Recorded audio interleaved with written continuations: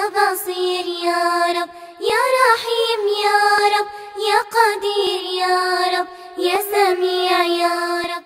السلام علیکم ورحمۃ اللہ وبرکاتہ. الحمد للہ رب العالمین والصلاة والسلام علی سید المرسلین وعلی آلہ وصحبہ اجمعین. اما بعد.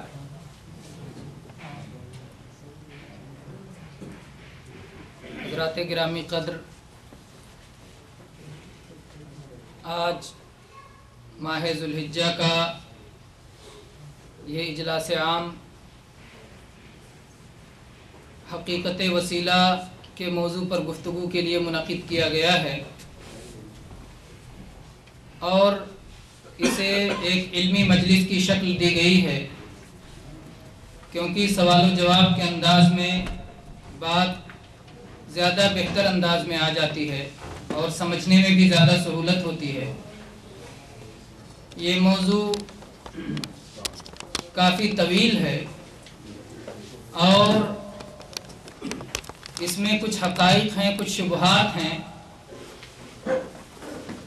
تو کوشش یہ کی گئی ہے کہ حقائق کو سادہ انداز میں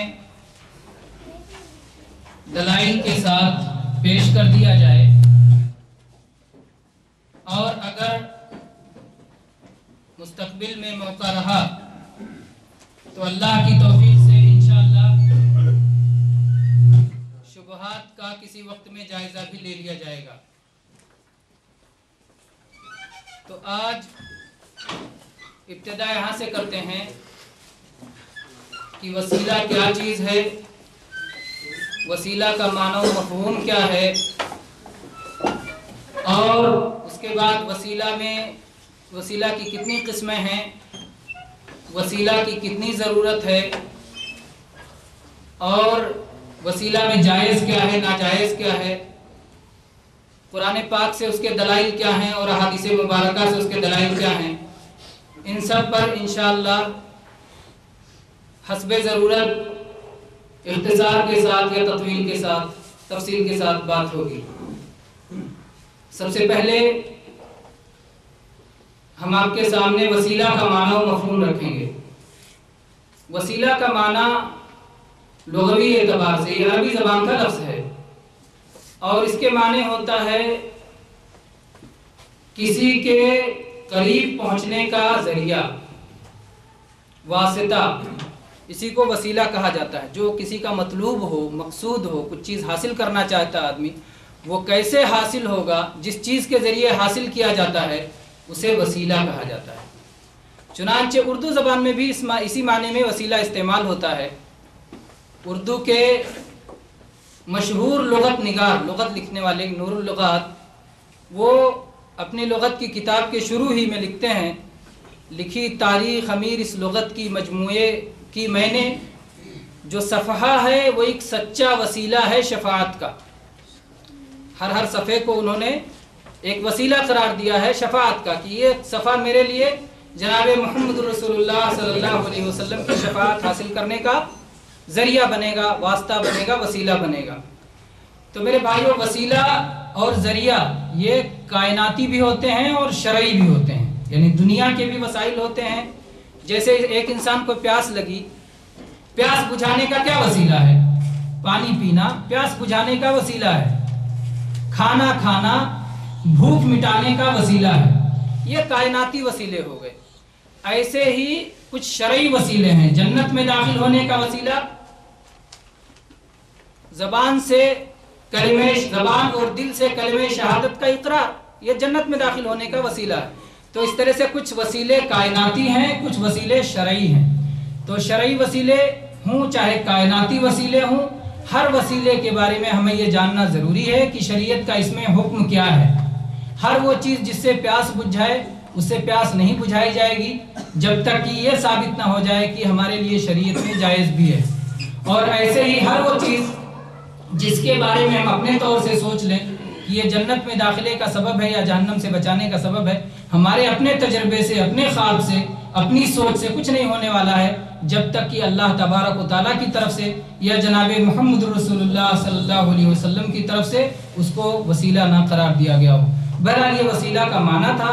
اب ہم آگے سنتے ہیں، آگے دیکھتے ہیں کہ وسیلہ کے متعلق قرآن مجید میں کیا پیغام آیا ہے اور قرآن مجید میں وسیلہ کا لفظ آیا ہے اور کس معنی میں استعمال ہوا ہے۔ اس کو فضیلت الشیخ عطاء الرحمن سعیدی حفظہ اللہ سے سماعت فرمائیے۔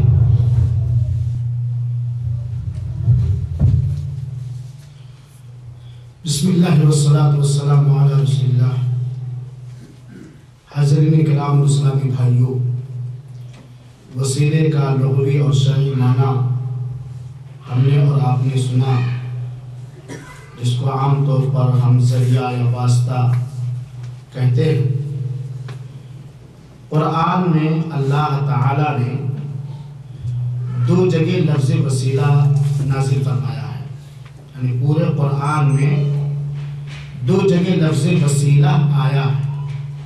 ایک سورہ مائدہ کی آیت نمبر 35 کے اندر اور ایک سورہ اسراء کی آیت نمبر 57 کے اندر۔ سورہ مائدہ کی آیت نمبر 35 کے اندر جس آیت کریمہ میں وسیلہ کا ذکر آیا ہے، وہ آیت یہ ہے: یا ایھا الذین آمنوا اتقوا اللہ وابتغوا الیہ الوسیلہ وجاہدوا فی سبیلہ لعلکم تفلحون۔ اس آیت کریمہ کا سادہ ترجمہ یہ ہے، اللہ تعالیٰ فرماتا ہے: اے مومنوں اور مسلمانوں، اللہ تعالیٰ سے ڈرتے رہو اور اس کا وسیلہ تلاش کرو اور اس کی راہ میں جہاد کرو تاکہ تمہارا بھلا ہو۔ سورہ مائدہ کی اس آیت کریمہ میں لفظ وسیلہ آیا ہے، جس کے اندر اللہ تعالیٰ نے حکم دیا ہے کہ اللہ تک وسیلہ تلاش کرو، وسیلے کی جستجو کرو۔ اب آئیے اس وسیلہ کا مفہوم کیا ہے، مفسرین کرام نے کیا بتلایا۔ جو قرآن کی تفسیر لکھنے والے قابل اعتماد مفسرین ہیں، انہوں نے سورہ مائدہ کی آیت نمبر 35 کے اندر لفظ وسیلہ جو موجود ہے اس کا کیا مفہوم بتلایا ہے۔ چنانچہ ترجمان حضرت عبداللہ بن عباس رضی اللہ تعالیٰ عنہ، حسن بصری رحمہ اللہ اور مجاہد رحمہ اللہ نے سورہ مائدہ کی اس آیت کریمہ میں موجود لفظ وسیلہ کا معنی بتلایا ہے، مفہوم بتلایا ہے کہ اللہ تعالیٰ کی اطاعت و فرما برداری کے ذریعہ اور اللہ تعالیٰ کی حرام کی ہوئی چیزوں سے بچ کر اللہ کی قربت تلاش کرنا، اللہ کا نزدیکی بننا، اسی کو وسیلہ کہا جاتا ہے۔ یعنی سورہ مائدہ کی اس آیت کریمہ میں جس میں اللہ تعالیٰ نے ہم کو اور آپ کو حکم دیا ہے کہ وسیلہ تلاش کرو، اس وسیلے کا مفہوم عبداللہ ابن عباس رضی اللہ عنہ جو جلیل القدر صحابی ہیں اور مجاہد رحمہ اللہ اور دوسرے مفسرین نے کیا بتایا ہے، اللہ تک وسیلہ تلاش کرو، یعنی اللہ کی اطاعت کر کے، اللہ کی فرما برداری کر کے، اللہ کی حرام کی ہوئی چیزوں سے اپنے آپ کو مکمل طور پر بچا کر کے اللہ تک وسیلہ تلاش کرو۔ اور حضرت قتادہ رضی اللہ عنہ نے اس تفسیر میں بیان فرمایا ہے: اے تقرب الیہ بطاعتی والعمل بما یرضی، اللہ تک وسیلہ تلاش کرو یعنی اللہ کی اطاعت اور اس کی مرضی کے مطابق عمل کر کے اس کی قربت حاصل کرو، اس کا قرب تلاش کرو۔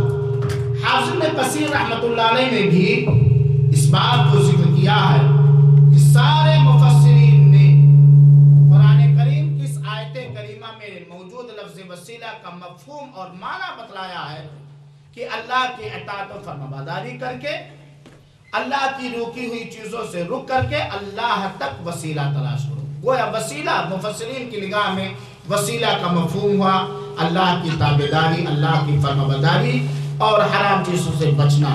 یہ ایک ذریعہ ہے اللہ کی قربت حاصل کرنے کا۔ رہا مسئلہ سورہ اسراء کی آیت نمبر 57 کے اندر جس کے اندر لفظ وسیلہ کا ذکر ہے، تو یہاں مفسرین کرام کی کیا رائے ہیں، آئیے ہم سنیں فضیلت الشیخ عبدالہادی مدنی حفظہ اللہ سے۔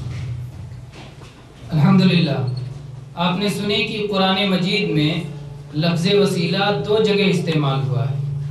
پہلی آیت کا معنی اور مفہوم آپ نے سنا، دوسری آیت जो सूरह इसरा में आयत नंबर 57 है, अल्लाह तबारक व तआला ने इरशाद फरमाया, उलाइकल लज़ीना यदऊन यब्तगूना इला रब्बिहिमुल वसीलता अय्युहुम अक़रब व यरजूना रहमतहु व यख़ाफ़ूना अज़ाबह इन्ना अज़ाब रब्बिका काना महज़ूरा। अल्लाह तबारक व तआला ने फरमाया कि वो लोग जिनको पुकारते हैं वो लोग खुद अपने रब से करीब होने का जरिया तलाश करते हैं। वो लोग जिनको पुकारते हैं वो लोग खुद अपने रब से करीब होने का जरिया तलाश करते हैं कि कौन रब से कितना ज़्यादा करीब हो जाए, और वो लोग अपने रब की रहमतों की उम्मीद रखते हैं और उसके अजाब से डरते हैं, और अल्लाह का अजाब डरने की चीज़ है ही। यहाँ पर मेरे भाइयों, इसका अगर शान नुज़ूल मालूम हो जाए तो मफ़हूम समझना ज़्यादा आसान हो जाएगा।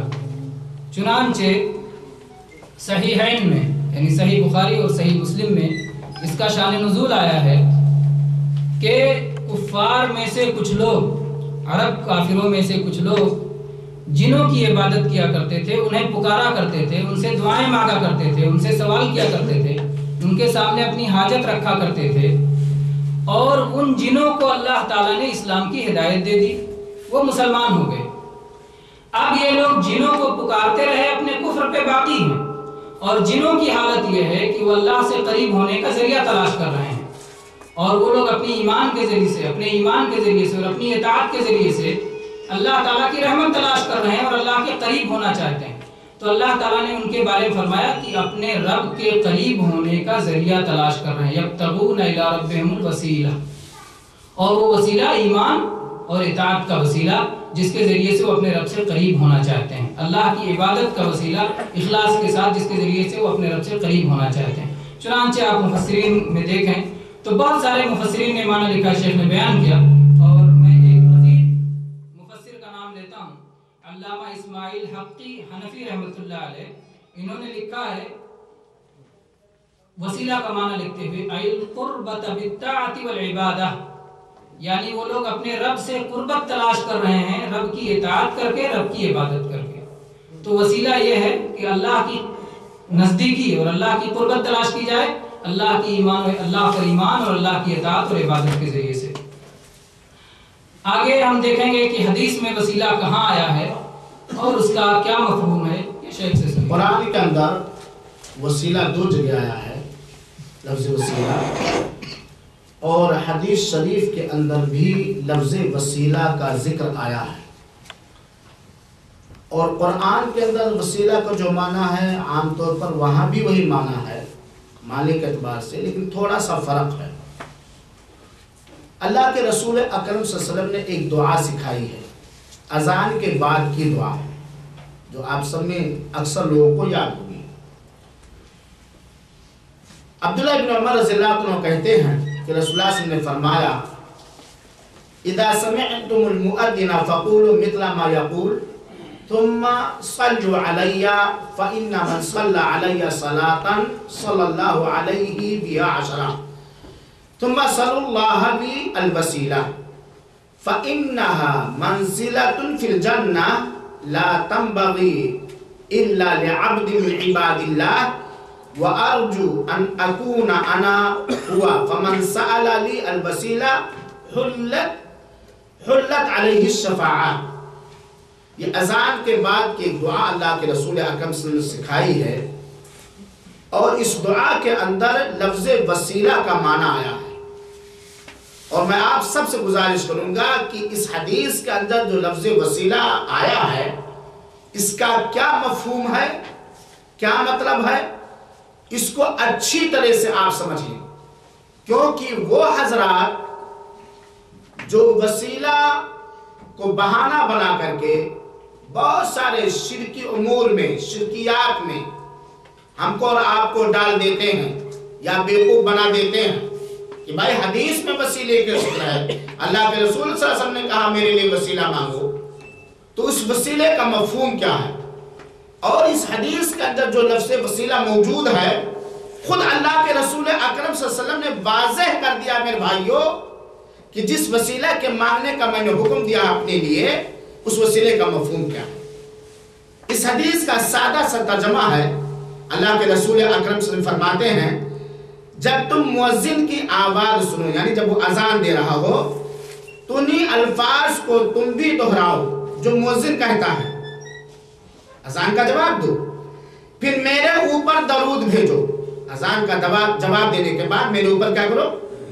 درود بھیجو، کیونکہ جو میرے اوپر ایک بار درود بھیجے گا اللہ تعالیٰ اس کے اوپر 10 رحمتیں نازل فرمائے گا۔ پھر اس کے بعد اللہ کے رسول فرماتے ہیں اس کے بعد اللہ تعالیٰ سے میرے لیے مقام وسیلہ کی دعا کرو۔ اس چیز کی دعا کرو؟ مقام وسیلہ کی دعا کرو۔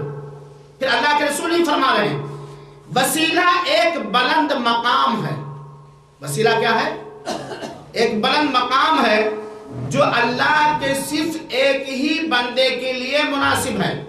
وسیلہ کا معنی ہے، حدیث میں موجود وسیلہ کا معنی اللہ کے رسول بیان فرما رہے ہیں کہ جس کے بارے میں تم کو حکم دے رہا ہوں کہ تم لوگ میرے لیے اللہ تعالیٰ سے وسیلہ مانگو، وہ وسیلہ ہے کیا؟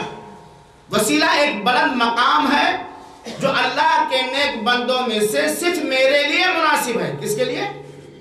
نبی کریم صلی اللہ علیہ وسلم کے لیے۔ اور میں امید رکھتا ہوں کہ وہ بندہ میں ہی ہوں جس نے میرے لیے وسیلے کی دعا کی۔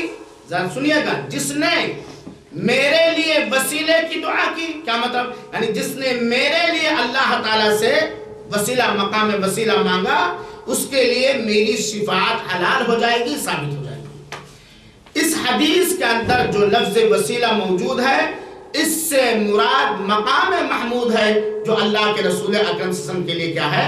خاص، جو کس کو یہ رتبہ بلند کس کو ملے گا؟ اذان کے بعد والی دعا میں جو وسیلہ کا ذکر ہے اس کا مطلب نہیں کہ نبی کریم صلی اللہ علیہ وسلم کی ذات کا وسیلہ مانگو یا نبی کریم صلی اللہ علیہ وسلم کو بحیثیت نبی یا رسول ان کو وسیلہ تلاش کرو۔ نبی کے لیے وسیلہ مانگو، کس سے؟ اور وسیلے کا مفہوم کیا ہے؟ مقام محمود، وہ بلند رتبہ مقام جس کے اہل اور مستحق پیارے نبی جناب محمد صلی اللہ علیہ وسلم کی۔ تو حدیث شریف کے اندر جو صحیح مسلم کی روایت ہے، اس حدیث کے اندر جو لفظ وسیلہ موجود ہے اس کا مفہوم ہے مقام محمود، وہ بلند رتبہ جو نبی کریم صلی اللہ علیہ وسلم کو دیا جائے گا۔ لہذا میرے بھائیوں اور ساتھیوں، یہ بات وسیلہ کا مفہوم اور قرآن مفسرین کی اقوال کی روشنی میں جو ہم نے سمجھا وہ یہ ہے کہ کلمہ بہت ہی وسیع مفہوم اپنے اندر رکھتا ہے۔ اللہ پر ایمان، رسول پر ایمان ایک وسیلہ ہے، ساری عبادتیں ایک وسیلہ ہے، سارے اچھے کام وسیلہ ہے، شرک، کفر، نفاق، بدعت اور محرمات سے اجتناب یہ ایک وسیلہ ہے۔ شرک سے بچنا، نفاق سے بچنا، کفر سے بچنا یہ ایک وسیلہ ہے، سارے بڑے بڑے گناہوں سے بچنا یہ ایک وسیلہ ہے۔ غرضے کی ہر وہ عمل جس کے کرنے سے انسان جس کو کر کے انسان اللہ کی قربت چاہتا ہے، اللہ کا نزدیکی بننا چاہتا ہے، اور وہ عمل قرآن و حدیث سے ثابت بھی ہے تو وہ عمل کیا ہے؟ وسیلہ ہے۔ تو حدیث کے اندر جو لفظ وسیلہ موجود ہے اس کا مطلب یہ نہیں ہے کہ نبی کی ذات کا وسیلہ لو، بلکہ اس کا مطلب ہے نبی کے لیے مقام محمود کی فرمائش کرو اللہ تعالیٰ سے۔ اب وسیلے کے تعلق سے مزید باتیں ہم یہ سنیں اور یہ سمجھیں کہ کیا وسیلہ ضروری ہے، وسیلے کی ضرورت ہے کہ نہیں؟ اس کا جواب دیں گے فضیلت الشیخ عبدالہادی مدنی۔ الحمدللہ، انسان کمزور ہے اور اللہ تبارک و تعالیٰ نے اسے کمزوری پر پیدا کیا ہے۔ خلق الانسان ضعیفا، اور ہر انسان کو اپنی کمزوری، اپنی بے بسی، اپنی لاچاری، اپنی ضرورت معلوم ہے کہ ہم اللہ کے محتاج ہیں اور ہمیں دعا کی ضرورت ہوتی ہے۔ چنانچہ جناب محمد رسول اللہ صلی اللہ علیہ وسلم نے اپنی ایک حدیث میں، جسے آپ نے اللہ سے روایت کی ہے، جسے حدیث قدسی کہتے ہیں، کہ اللہ تعالیٰ نے فرمایا کہ اے میرے بندو تم سب گمراہ ہو، مجھ سے ہدایت مانگو میں تمہیں ہدایت دوں گا۔ اللہ تعالیٰ کہتا ہے میرے بندو تم سب بھوکے ہو، مجھ سے کھانا مانگو میں تمہیں کھانا کھلاؤں گا۔ تم سب ننگے ہو، مجھ سے کپڑا مانگو، میں تمہیں ایک لباس پہناؤں گا۔ تم سب گمراہی میں ہو، مجھ سے ہدایت مانگو، میں تمہیں صحیح راستے پر دوں گا۔ تو بہرحال کہنا یہ ہے کہ بندہ دعا کا محتاج ہے، دعا اس کی ضرورت ہے، اور پکارنا اور اپنی کمزوری میں اس قوی ذات کو پکارنا، اپنی لاچاری میں، اپنی نادانی میں علم والی ذات کو پکارنا، اور اپنی بے بسی میں قدرت والی ذات کو پکارنا، یہ بندے کی مجبوری ہے اور یہ بندے کی ضرورت ہے۔ اور دعا کے آداب میں سے ایک ادب ہے وسیلہ، کہ وسیلہ کے ذریعے سے بندہ چاہتا ہے کہ اللہ تبارک و تعالیٰ میری دعا قبول کرے، تو وسیلہ تلاش کرتا ہے جس کے ذریعے سے قبولیت کی امید بڑھ جائے۔ تو دعا کے کچھ آداب ہیں، بہت سارے آداب ہیں، جس میں سے ایک ادب وسیلہ بھی ہے۔ اس لحاظ سے وسیلہ کے علم کی ضرورت ہے، کیونکہ ہمیں دعا کرنے کی ضرورت ہے، اور دعا کرنے کے لیے دعا کے آداب میں سے ایک ادب وسیلہ ہے، اس لیے وسیلہ کا علم بھی حاصل کرنے کی ضرورت ہے۔ جیسا کہ میں نے پہلے بھی اشارہ کیا تھا کہ میرے بھائیوں، چاہے شرعی وسیلہ ہو اور چاہے کونی وسیلہ ہو، کوئی بھی وسیلہ ہو، تو اس وسیلے میں یہ جاننا ضروری ہے کہ یہ وسیلہ ہمارے لیے جائز ہوگا یا ناجائز۔ جیسے مثال کے طور پر مال کمانے کے بہت سارے وسائل ہیں۔ مال کمانے کا وسیلہ ہے تجارت کرنا، مال کمانے کا وسیلہ ہے سود کھانا، مال کمانے کا وسیلہ ہے رشوت لینا، مال کمانے کا وسیلہ ہے حرام چیزیں بیچنا، مال کمانے کا وسیلہ ہے جوا اور سٹا۔ تو کیا ہر وسیلہ جائز ہے؟ کچھ وسیلے جائز ہیں اور کچھ وسیلے ناجائز ہیں۔ جیسے کائنات کے معاملے میں ہے، ویسے شریعت کے معاملے میں بھی ہے۔ تو یہاں ہم یہ جانیں کہ دعا کے آداب میں سے ایک ادب وسیلہ ہے اور اس کی ہمیں ضرورت ہے۔ اب اس میں کون سا وسیلہ جائز اور کون سا وسیلہ ناجائز ہے، اس وسیلہ کی کتنی قسمیں ہیں، یہ آپ شیخ محترم کرام، اللہ تعالی ہم سب کو صحیح سمجھ عطا فرمائے اور دین سمجھنے کی توفیق عطا فرمائے، آمین۔ جیسا کہ عام طور پر بہت سارے عبادتوں کی کیفیت بدل دی گئی، ان کی حیثیت بدل دی گئی، اور ان کے مفہوم اور مطلب سمجھنے میں لوگوں نے غلطیاں کی، عبادتوں میں طرح طرح کی عبادتیں اپنی طرف سے گھٹا بڑھا لیا، آپ لوگ اس کو محسوس کر رہے ہیں۔ ایسے ہی وسیلے کی قسموں میں بھی لوگوں نے خوب کھیل کھیلا ہے، اور اپنی طرف سے من گھڑت وسیلے اور ماننے کیا کہا، اس کے اندر لوگوں نے خامہ فرسائی کی ہے۔ لیکن ہم کو اور آپ کو معلوم ہونا چاہیے کہ وسیلے کی دو قسمیں ہیں۔ وسیلے کی کتنی قسمیں ہیں؟ دو قسمیں۔ ایک شرعی ثابت وسیلہ جس کو کہا جا سکتا ہے جائز وسیلہ، اور ایک غیر ثابت اور غیر شرعی وسیلہ جس کو ناجائز کہا جاتا ہے۔ تو وسیلے کی کتنی قسمیں ہیں؟ پہلی قسم کیا ہے؟ جائز وسیلہ، اور دوسری قسم کیا ہے؟ ناجائز۔ یہی دو قسمیں ہیں۔ اب کس وسیلے کی جاننے کی ہمیں زیادہ ضرورت ہے، جائز کی کہ ناجائز کی؟ جائز وسیلہ جان گے، جب ہم جائز وسیلہ جان گے، اس کے علاوہ جو بھی پرچار کرے، جس بھی وسیلے کا پرچار کرے، وہ کیا ہے؟ میڈین جھوٹ ہے۔ تو جائز وسیلہ کیا کیا ہیں؟ آئیے ہم سنیں فضیلت الشیخ عبدالہادی مدنی حفظ اللہ سے۔ جائز وسیلوں کو تفصیل سے سمجھنے کے لیے علماء کرام نے اسے 3 حصوں میں تقسیم کیا ہے۔ پہلا جائز وسیلہ اللہ تبارک و تعالیٰ کے ناموں اور صفات کا وسیلہ ہے، اور دوسرا جائز وسیلہ اپنے ایمان اور نیک عمل کا وسیلہ ہے، اور تیسرا جائز وسیلہ کسی نیک اور صالح شخص کی دعا کا وسیلہ ہے جو کہ حاضر اور موجود ہو، زندہ ہو، حاضر ہو، موجود ہو، اس کی دعا کا وسیلہ۔ یہ 3 وسیلے جائز ہیں۔ اب ایک ایک وسیلے آپ تفصیل سے سنیے۔ پہلا وسیلہ اللہ تبارک و تعالیٰ کے ناموں اور صفات کا وسیلہ، اس کی تفصیل آپ سنیے کہ اللہ تبارک و تعالیٰ نے قرآن مجید میں کس طرح سے اس کی ترغیب دی ہے اور اس کا کیا ثبوت ہے۔ اللہ تبارک و تعالیٰ نے سورہ اعراف کی آیت نمبر 180 میں ارشاد فرمایا، وَلِلَّهِ الْأَسْمَاءُ الْحُسْنَى فَادْعُوهُ بِهَا۔ اللہ تبارک و تعالیٰ کے اچھے اچھے نام ہیں، اللہ تبارک و تعالیٰ کو انہی ناموں کے وسیلے سے پکارو، انہی ناموں کے ذریعے سے پکارو۔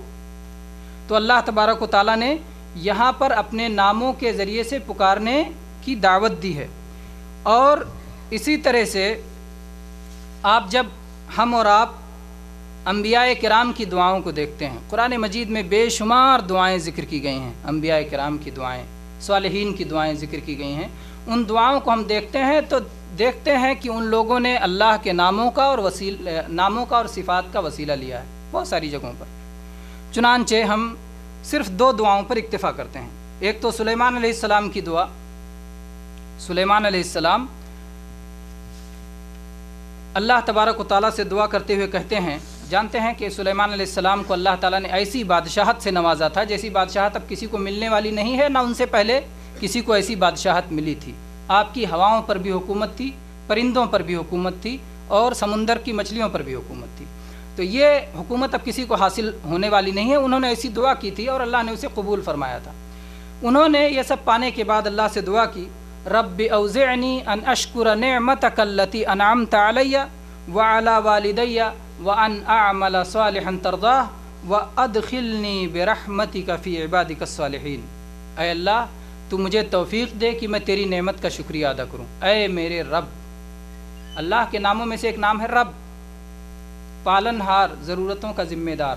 تو انہوں نے اللہ کے اس نام کا وسیلہ لیا، رب اوزعنی، اے میرے رب، اے میرے پالن ہار، اے میرے پروردگار، تو مجھے توفیق دے کہ جو تو نے مجھ پر انعام کیا ہے میں اس کا شکر ادا کروں، اور جو تو نے میرے والدین پہ انعام کیا ہے ان کا بھی شکر ادا کروں، اور میں ایسے صالح اعمال کروں جن سے تو راضی ہو جائے۔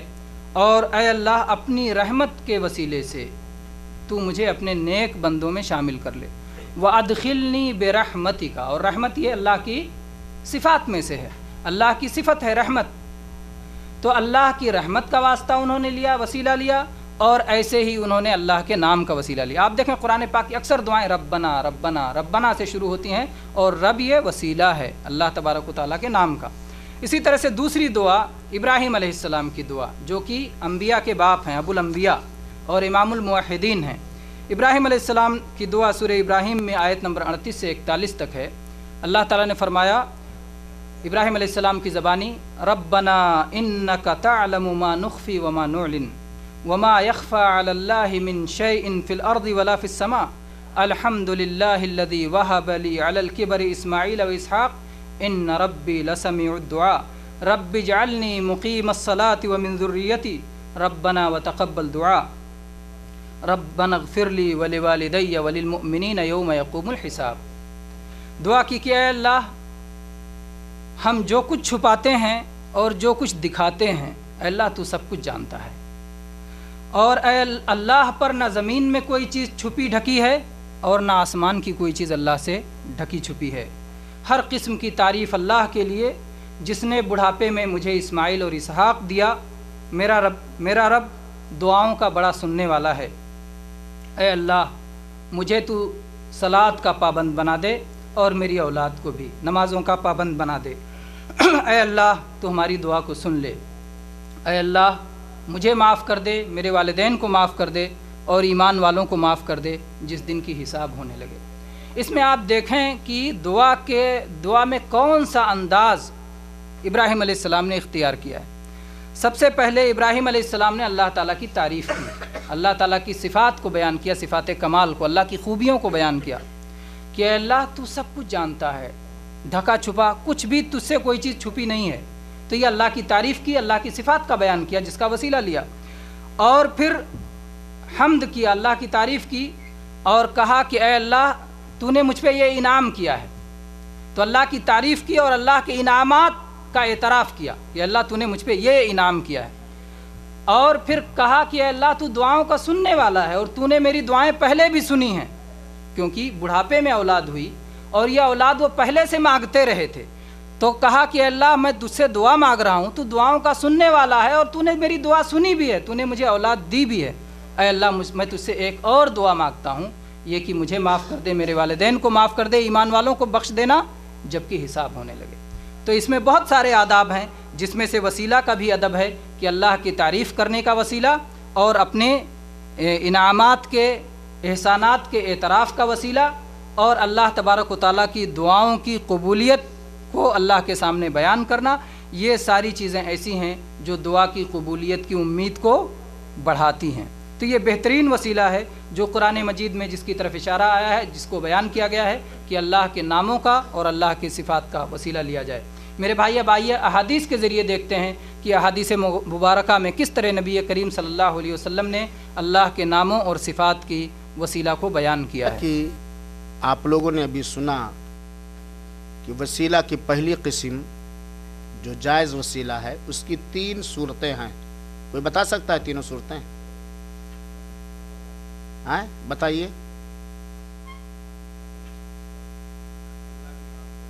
اللہ کے ناموں، یاد کر لیجئے میرے بھائی، یہ پروگرام اسی لیے رکھا گیا کہ اس کے اندر بڑی دھوکہ دھڑی ہے۔ جو جائز وسیلہ ہے اس کی کتنی صورتیں ہیں؟ 3۔ نمبر 1 اللہ کے ناموں اور خوبیوں کا وسیلہ، نمبر 2 اپنے نیک عملوں کا وسیلہ، نمبر 3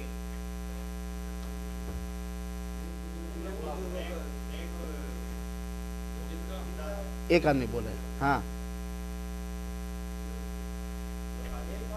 نیک بزرگ کی دعا نہیں، نیک ہو زندہ، سنیے گا، نیک ہو زندہ ہو اور آپ کے سامنے موجود ہو یا آپ کی بات موبائل وغیرہ کے ذریعے سن رہا ہو۔ نیک ہے مر گیا، نیک ہے زندہ ہے لیکن موجود نہیں ہے۔ آپ یہاں آسا اسلامی سینٹر کے حال میں بیٹھ کے شیخ عمر عبدالہادی کی تقریر سن رہے ہیں اور وہ آندھرا میں ہے یا کیرلا میں ہے، مدراس میں ہے۔ نیک ہو نہیں بھائی، زندہ ہو اور موجود ہو، یہی 3 جائز وسیلے ہیں۔ اللہ کے اسماء اور صفات کے وسیلے کے بارے میں قرآنی ایک آیت کی تشریح آپ حضرات کے سامنے کی گئی اور سیدنا ابراہیم علیہ السلام کے دعا کا بہترین ذکر چھیڑا گیا۔ احادیث کے اندر بہت ساری مثالیں آپ کو ملیں گی، جب حدیث دیکھیں گے تو بہت ساری مثالیں دیں گے۔ ایک بات اور یاد دلا دوں کہ ہو سکتا ہے کوئی کہے کہ یہ قرآن اور حدیث ہی کو لوگ بیان کرتے وسیلہ، اولیاء کے کلام کو نہیں ذکر کرتے، فلاں مولوی کا کلام کو نہیں ذکر کرتے فلاں۔ ہمارے دین کا صحیح طریقہ حاصل کرنے کا جو اساسی اور بنیادی اسٹیشن اور مصدر ہے وہ کون سا ہے؟ 2۔ کیا ہے؟ قرآن اور حدیث۔ اور کوئی بھی انسان جب قرآن اور حدیث کو اچھی طرح سمجھ لے گا اور اپنے عمل کو قرآن اور حدیث کے مطابق ڈھال لے گا، انشاءاللہ العزیز دنیا میں بھی سربلندی اسے ملے گی اور مرنے کے بعد انشاءاللہ العزیز جنت الفردوس اسے ملے گی۔ اور دین کے حاصل کرنے کا ذریعہ 2 ہی ہے، قرآن اور حدیث۔ سب سے بہترین کتاب اللہ کی کتاب اور سب سے بہترین ہدایت اور رہنمائی کس کی رہنمائی ہے؟ اسی لیے ہم لوگ ہمیشہ قرآن سے یہ دلیل دیں گے اور قرآنی آیت کو جس طرح صحابہ کرام نے سمجھا ہے، مفسرین عظام نے جو مفہوم بیان کیا وہ مفہوم بیان کریں گے۔ اور دلیل کس سے دیں گے ہم؟ حدیث رسول۔ اور کون سی حدیثیں؟ جو صحیح حدیثیں ہیں، جو چھٹائی حدیثیں ہیں، جس کے اندر کوئی دھوکہ دھڑی نہیں، کوئی من غلط باتیں نہیں، کوئی ضعیف نہیں۔ یہ بنیادی چیز ہم سمجھنے کی کوشش کریں۔ حدیث کے اندر بہت ساری مثالیں آپ کو ایسی ملیں گی کہ اللہ کے رسول اکرم صلی اللہ علیہ وسلم نے باقاعدہ دعا سکھائی ہے کہ اپنے رب کے ناموں کا وسیلہ لو، اپنے رب کی خوبیوں اور صفتوں کا وسیلہ لو۔ چنانچہ دیکھیے، بسا اوقات انسان کے ساتھ کچھ ایسے حالات آ جاتے ہیں، چاہے بیماری کی وجہ سے یا کسی دنیاوی پریشانی کی وجہ سے، کہ وہ موت مانگنے لگتا ہے۔ ہوتے کہ نہیں؟ اللہ مجھے موت دے دے، اتنا پریشان ہوئی، اللہ مجھے موت دے دے۔ حالانکہ اس طرح موت نہیں مانگنا چاہیے۔ اگر انسان کو موت مانگنا وہ اپنے لیے ضروری سمجھتا ہے تو اللہ کے رسول اکرم صلی اللہ علیہ وسلم نے کیا رہنمائی کی ہے کہ موت کس طرح مانگے؟ ایک چیز تو یہ، دوسری چیز اس موت مانگنے کے لیے جو دعا کر رہا ہے کس چیز کا وسیلہ اور واسطہ لے رہا ہے۔ دوسری چیز جو موضوع سے متعلق ہے، اللہ کے رسول اکرم صلی اللہ علیہ وسلم نے فرمایا ہے کہ اگر کوئی آدمی موت مانگنا چاہتا ہے، پریشان ہے، موت کو ترجیح دے رہا ہے، تو یہ دعا پڑھے۔ کیا؟ اللہم بعلمک الغیب وقدرتک علی الحق احینی ما علمت الحیات خیرا لی توفنی اذا علمت الوفات خیرا لی۔ یہ سنیں نسائی کی صحیح روایت ہے۔ اللہ کے رسول اکرم صلی اللہ علیہ وسلم نے فرمایا کہ جب کوئی موت مانگنا چاہے تو یہ دعا کرے، اللہم، اے میرے اللہ، بعلمک الغیب وقدرتک علی الحق، تیرے علم غیب اور حق پر قدرت کے واسطے سے، تیرے علم غیب کس کے پاس ہے؟ یہ ایک اللہ کی صفت ہے کہ نہیں ہے؟ اور حق پر تیری قدرت کے واسطے سے کس کا واسطہ لیا گیا اس کے اندر؟ خواجہ معین الدین چشتی رحمۃ اللہ علیہ کا، نبی کریم صلی اللہ علیہ وسلم کا، ابراہیم علیہ السلام کا، موسیٰ علیہ السلام کا، کسی مخلوق زندہ مردہ مخلوق کا؟ کس کا واسطہ اس دعا کے اندر لیا گیا ہے؟ اللہ کے نام کا، اللہم، اللہ کی خوبیوں کا، اللہ کی قدرت کا۔ تو اے تیرے علم غیب اور حق پر قدرت کے واسطے میں یہ دعا کرتا ہوں کہ جب تک تیرے علم میں میری زندگی بہتر ہے، ہم نہیں جانتے ہماری زندگی کب تک، جب تک تیرے علم میں میری زندگی بہتر ہے مجھے زندہ رکھ، اور جب تک اگر تیرے علم میں میری موت بہتر ہے تو مجھے موت دے دے۔ یہ موت کے لیے دعا مانگنے کا ایک طریقہ ہے۔ دوسری بات جو موضوع سے متعلق ہے، اس دعا کے اندر جو نبی برحق سارے لوگوں کے امام محمد بن عبداللہ صلی اللہ علیہ وسلم نے سکھایا ہے، کیا دعا سکھائی ہے؟ کس چیز کا وسیلہ؟ اللہ کے نام اور اللہ کی صفت اور اللہ کی خوبی کا۔ اسی طرح ایک دوسری مثال سنیے، کبھی کبھی انسان بہت پریشان ہو جاتا ہے، بہت زیادہ ٹینشن میں ہو جاتا ہے، غموں کے پہاڑ اس کے پر ٹوٹ پڑتے ہیں، تو اس غم کو ہلکا کرنے کے لیے، اس حزن و ملال کو ختم کرنے کے لیے کیا دعا اللہ کے رسول اکرم صلی اللہ علیہ وسلم نے سکھایا؟ اللہ کے رسول اکرم صلی اللہ علیہ وسلم نے سکھایا، وہ عربی میں عبارت نہیں پڑھ رہا ہوں یا پڑھ دیتا ہوں۔ اللہ کے رسول فرماتے ہیں ما اصابا احدا قط ہم ولا حزن، جب بھی کسی کو کوئی غم اور ٹینشن اور فکر لاحق ہو تو یہ کہے، کیا کہے؟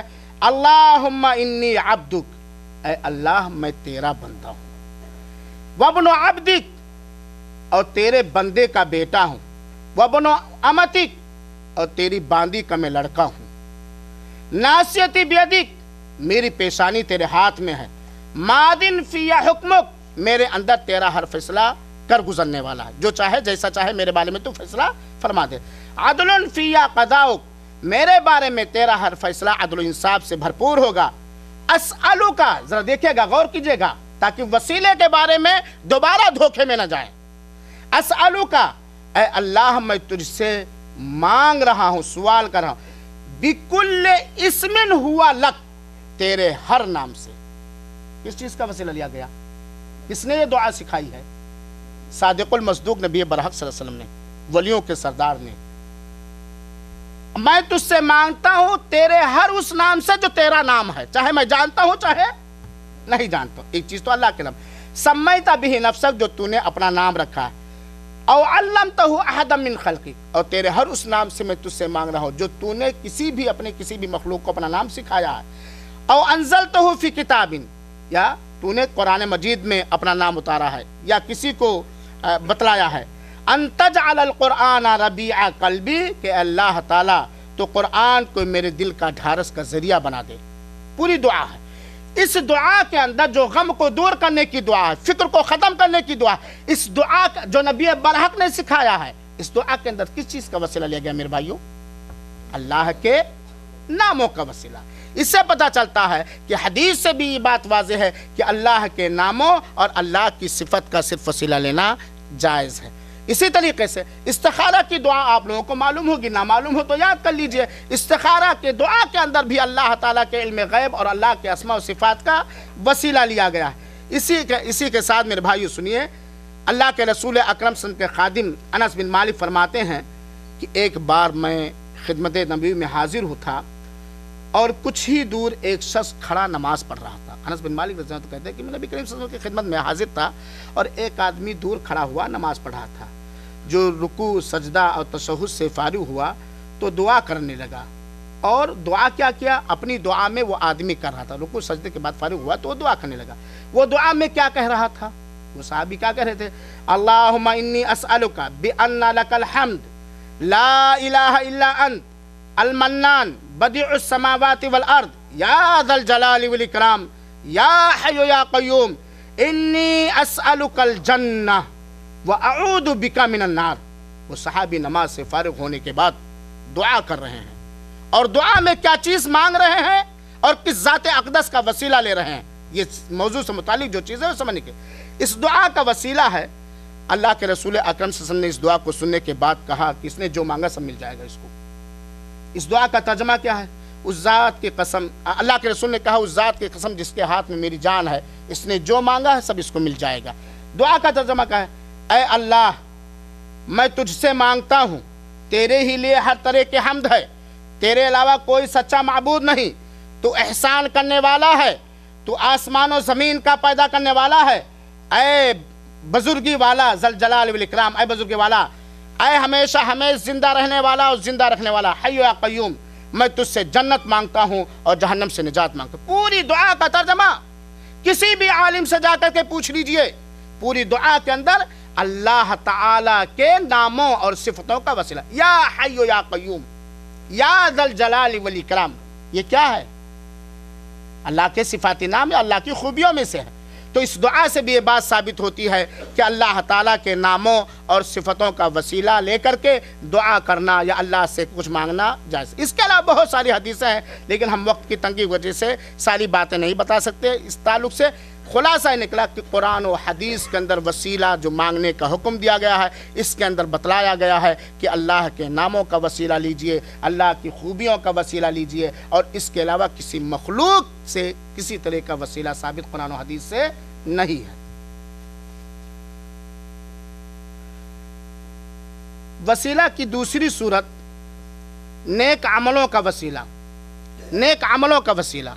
अब आइए नेक अमलों का वसीला कुरान की रोशनी में हम शेख से सुने। अल्हम्दुलिल्लाह, अभी आप सुन रहे थे कि अल्लाह के नामों और अल्लाह की सिफ़ात का वसीला ये दुआ की कबूलियत का बेहतरीन वसीला है। उसी से मुतल्लिक़ एक सवाल, अगर हम अल्लाह से दुआ करें और कहें कि ए अल्लाह, तेरे नबी जनाब मुहम्मदुर रसूलुल्लाह सल्लल्लाहु अलैहि वसल्लम की मोहब्बत का वसीला तो हमारी दुआ कबूल कर ले, तो ऐसा कहना कैसा है? हाँ, सही है। कुछ लोगों को इसका मतलब मौजू नहीं समझ में आया। जो कहता है सही है उसकी बात सही है। ऐ अल्लाह, तेरे नबी जनाब मुहम्मदुर रसूलुल्लाह सल्लल्लाहु अलैहि वसल्लम की मोहब्बत का वसीला, तो ये मोहब्बत ये अल्लाह की सिफ़त है। अल्लाह ताला अपने नबी जनाब मुहम्मदुर रसूलुल्लाह सल्लल्लाहु अलैहि वसल्लम से मोहब्बत करता है, और सिर्फ मोहब्बत ही नहीं बल्कि जो मोहब्बत का आला दर्जा हो सकता है वो है अल्लाह ताला तो तौबा करने वालों से भी मोहब्बत करता है, नेकोकारों से मोहब्बत करता है, पाक रहने वालों से मोहब्बत करता है, सब्र करने वालों से मोहब्बत करता है, बहुत सारे लोगों से मोहब्बत करता है। लेकिन मोहब्बत में जो आला दर्जा है खुल्लत का, खलील बनाया, एकदम करीबी दोस्त बनाया, तो ये जनाब मुहम्मद रसूलुल्लाह सल्लल्लाहु अलैहि वसल्लम और इब्राहीम अलैहिस्सलाम को हासिल। इब्राहीम अलैहिस्सलाम भी अल्लाह के खलील थे और मोहम्मद सल्लल्लाहु अलैहि वसल्लम भी अल्लाह के खलील थे। तो अल्लाह का हबीब होना और खलील होना, इसका वास्ता लेकर के हम दुआ कर सकते हैं, क्योंकि ये अल्लाह की सिफ़त है। ऐ अल्लाह, अपने नबी जनाब मुहम्मद रसूलुल्लाह की मोहब्बत के वास्ते से हमारी दुआएं कबूल फरमा, ऐसा कहना बिल्कुल दुरुस्त है। और ये हमारे मौजू से भी मुतल्लिक़ है जो आगे आ रहा है कि आमाल सालिहा का वसीला, हम अपने नेक अमाल को वसीला बनाएं।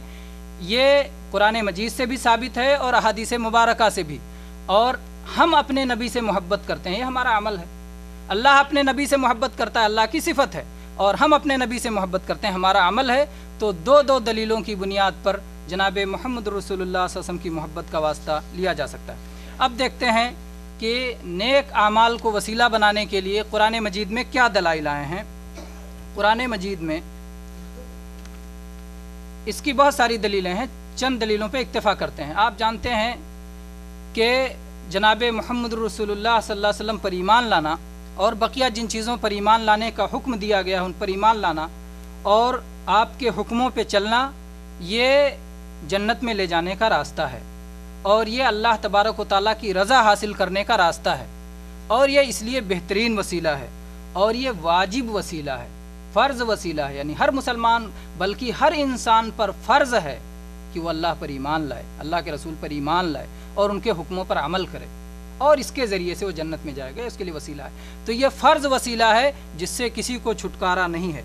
मेरे भाइयों, कुरान मजीद में अल्लाह तबारक व तआला ने ज़िक्र कर फरमाया सूरह आले इमरान की आयत नंबर 16 में, अल्लज़ीना यक़ूलून रब्बना इन्नना आमन्ना फ़ग़फ़िर लना ज़ुनूबना वक़िना अज़ाबन नार। ईमान वाले कहते हैं कि ऐ हमारे रब, हम ईमान लाए हैं, ऐ हमारे रब, हम ईमान लाए हैं, तो हमारे गुनाहों को बख्श दे और हमें जहन्नम के अजाब से बचा दे। तो वो कहते हैं अल्लाह हम ईमान लाए हैं, ये एहसान जतलाने के लिए नहीं बल्कि ये वसीले के लिए। अल्लाह तूने हुक्म दिया تیرے فرض پہ ہم نے عمل کیا، ہم ایمان لائے ہیں تجھ پہ مولا، تو ہمارے گناہوں کو معاف فرما دے۔ اسی طرح سے عیسیٰ علیہ السلام کے حواریوں کا جب ذکر کیا اللہ تعالیٰ نے، تو ان کی دعا ذکر کی قرآن پاک میں۔ اللہ تعالیٰ نے فرمایا، سورہ آل عمران ہی کی آیت نمبر 53 ہے، ربنا آمنا بما انزلت واتبعنا الرسول فاکتبنا مع الشاہدین۔ اے اللہ، تو نے جو کچھ اتارا ہے ہم اس پہ ایمان لائے ہیں، اور ہم نے تیرے رسول کی پیروی کی ہے۔ تو دیکھیے دو چیزیں ذکر کی، ایمان اور اطاعت، رسول کی پیروی عمل صالح کے ذریعے سے، ان کے حکموں پہ عمل کرنے۔ تو ایمان اور عمل دونوں کو ذکر کیا، وسیلہ بنایا، اور کہا کہ اے اللہ تو ہمیں گواہوں میں سے لکھ لے، گواہوں میں سے لکھ لے۔ تو یہ قرآن مجید میں ذکر آیا ہے نیک اعمال کا وسیلہ، اور یہ جائز اور ثابت وسیلوں میں سے ہے۔ اب آئیے احادیث میں دیکھتے ہیں کہ اس کا وسیلہ کہاں کہاں اور کیسے آیا۔ حدیث نبویہ کے اندر بھی نیک اعمال کو وسیلہ بنانے کا ذکر کئی جگہ پر آیا ہے۔ صحیح روایتوں کے اندر کئی جگہوں پر یہ بات آئی ہے کہ اللہ کے نبیوں نے اور نیک بندوں نے اپنے نیک عمل کا وسیلہ لیا ہے، اور اس کے ذریعے سے ان کی دعا قبول ہوئی ہے، ان کی پریشانی ہٹی اور ٹلی ہے۔ آئیے ایک مثال سنیں۔ کون نہیں جانتا ہے ابراہیم علیہ السلام کو، سارہ علیہ السلام کو؟ ابراہیم علیہ السلام اپنی بیوی سارہ علیہ السلام کے ساتھ جب ارض مقدسہ پاک سرزمین کی طرف ہجرت کر کے نکلے، تو راستے میں ایک ظالم بادشاہ تھا۔ جانتے پورا واقعہ ہے نا، ظالم بادشاہ تھا، اور جو بھی عورت اسے پسند آ جاتی تھی اس کو بلا کر کے اس کے ساتھ غلط معاملہ کیا کرتا تھا۔ ابراہیم علیہ السلام اور سارہ علیہ السلام بھی جا رہے تھے۔ بادشاہ نے ابراہیم کو، ظالم بادشاہ نے ابراہیم علیہ السلام کو بلایا اور پوچھا یہ کون ہے عورت جو تمہارے ساتھ ہے، کون ہے؟ میں اختصار کے ساتھ بیان کر رہا ہوں۔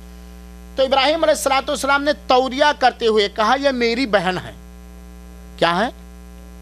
حالانکہ وہ کیا تھی؟ ہر مسلمان عورت آپ کی بہن ہے دین کے حساب سے۔ یہ جھوٹ نہیں بولے، یہ توریہ کیا، یعنی چکما جس کو کہتے ہیں، چکما دینے کے لیے۔ لیکن وہ ظالم بادشاہ ہوس پرست، اس نے سارہ علیہ السلام کو اپنے پاس بلا لیا۔ بڑا کٹھن موقع ہے سارہ علیہ السلام کے لیے، ہے بات کی نہیں ہے؟ کوئی نہیں ہے مخلوقات میں سے آپ کی عزت کا رکھوالا اگر کوئی ہے تو ابراہیم علیہ السلام، لاچار بے بس، اور سب سے بڑی ذات اللہ رب العالمین۔ سارہ علیہ السلام جب ظالم بادشاہ کے پاس پہنچی اور اس ظالم بادشاہ نے آپ کی عصمت و عفت کے پردے کو چاک کرنے کے لیے ہاتھ بڑھایا، تو سارہ علیہ السلام باوضو ہو کر نماز پڑھنے لگی، وضو کر کے نماز پڑھنے لگی، اور نماز کے بعد اپنا دونوں ہاتھ اٹھایا اور کیا کہا اور کس چیز کا وسیلہ اور واسطہ لیا؟ کہا اللہم ان کنت تعلم انی آمنت بک و برسولک و احسنت فرجی الا علی زوجی فلا تسلط علی الکافر۔ کافر کے دربار میں ہے، ظالم بادشاہ کے دربار میں سارہ علیہ السلام نماز پڑھنے کے بعد یہ دعا کر رہی ہیں، جس کا ترجمہ یہ ہے، اے اللہ تو جانتا ہے کہ میں تجھ پر ایمان لائی ہوں اور تیرے رسول پر بھی ایمان لائی ہوں۔ جیسا کہ شیخ نے بتلایا، ایمان کا ذکر کر کے احساس جتلانا نہیں، بلکہ عملوں میں سب سے نیک عمل کون سا عمل ہے؟ ایمان۔ ایمان، اللہ پر ایمان لانا، رسول پر ایمان لانا سب سے بڑا نیک عمل ہے کہ نہیں میرے بھائیو ساتھیو؟ اپنے سب سے بڑے نیک عمل کو وسیلہ دے رہے ہیں رب ذوالجلال کے دربار میں۔ اللہ تو جانتا ہے کہ میں تجھ پر بھی ایمان لائی ہوں اور تیرے رسول پر بھی ایمان لائی ہوں۔ اور تیسری چیز کا ذکر کیا، اور میں نے اپنے شوہر کے علاوہ اپنی شرمگاہ کی حفاظت کی ہے۔ بات سمجھ میں آئی؟ یعنی میں نے اپنی شرمگاہ کو صرف اپنی شوہر کے لیے کھولا ہے، اپنے عزت و آبرو کی حفاظت کی ہے۔ تو اے اللہ تو مجھے اس ظالم بادشاہ سے نجات دے دے۔ یہ دعا کرنا ہی تھا سارہ علیہ السلام کا کہ بادشاہ پر ایک طرح سے فالج کا اٹیک ہوا، تشنج کا شکار ہو گیا اور مرگی آنے لگی، اس کا حربہ سارہ علیہ السلام پر نہ چل سکا۔ یہاں کہنے کا مطلب یہ ہے کہ اس کٹھن موقع پر جہاں عزت و آبرو لٹ جانے کا خطرہ ہے سارہ علیہ السلام کی، وہاں پر سارہ علیہ السلام نے اللہ رب العالمین سے دعا کیا، اور کس چیز کا وسیلہ لیا؟ اپنے نیک عمل کا وسیلہ۔ اللہ پر ایمان سب سے بڑا نیک عمل ہے، رسول پر ایمان سب سے بڑا نیک عمل ہے، اپنی عزت و آبرو و شرمگاہ کی حفاظت سب سے بڑا نیک عمل ہے۔ تو سارہ علیہ السلام نے بھی نیک اعمال کا وسیلہ لیا۔ اس سے پتہ چلتا ہے کہ نیک اعمال کا وسیلہ لینا جائز ہے۔ اسی طرح ایک دوسرا واقعہ آپ جانتے ہیں، وہ حدیث بڑی لمبی حدیث ہے، غار والوں کا واقعہ۔ میں اختصار کے ساتھ بیان کروں، بخاری شریف کی روایت ہے کہ 3 آدمی سفر پہ تھے، اتفاق سے طوفانی ہوا چلی اور ایک کھوہ تھا، غار یا کہہ لیجئے زمین میں سوراخ، وہاں جا کے تینوں نے طوفانی ہوا سے بچاؤ کے لیے پناہ لے لیا۔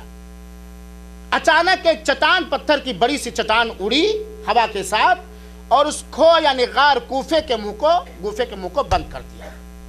اب نکلنے کا کوئی راستہ نہیں، تینوں بہت زیادہ پریشان۔ تینوں نے آپس میں میٹنگ کی، مشورہ کیا کہ بھائی اس مصیبت سے نکلنے کا ایک ہی ذریعہ سمجھ میں آ رہا ہے، وہ کیا؟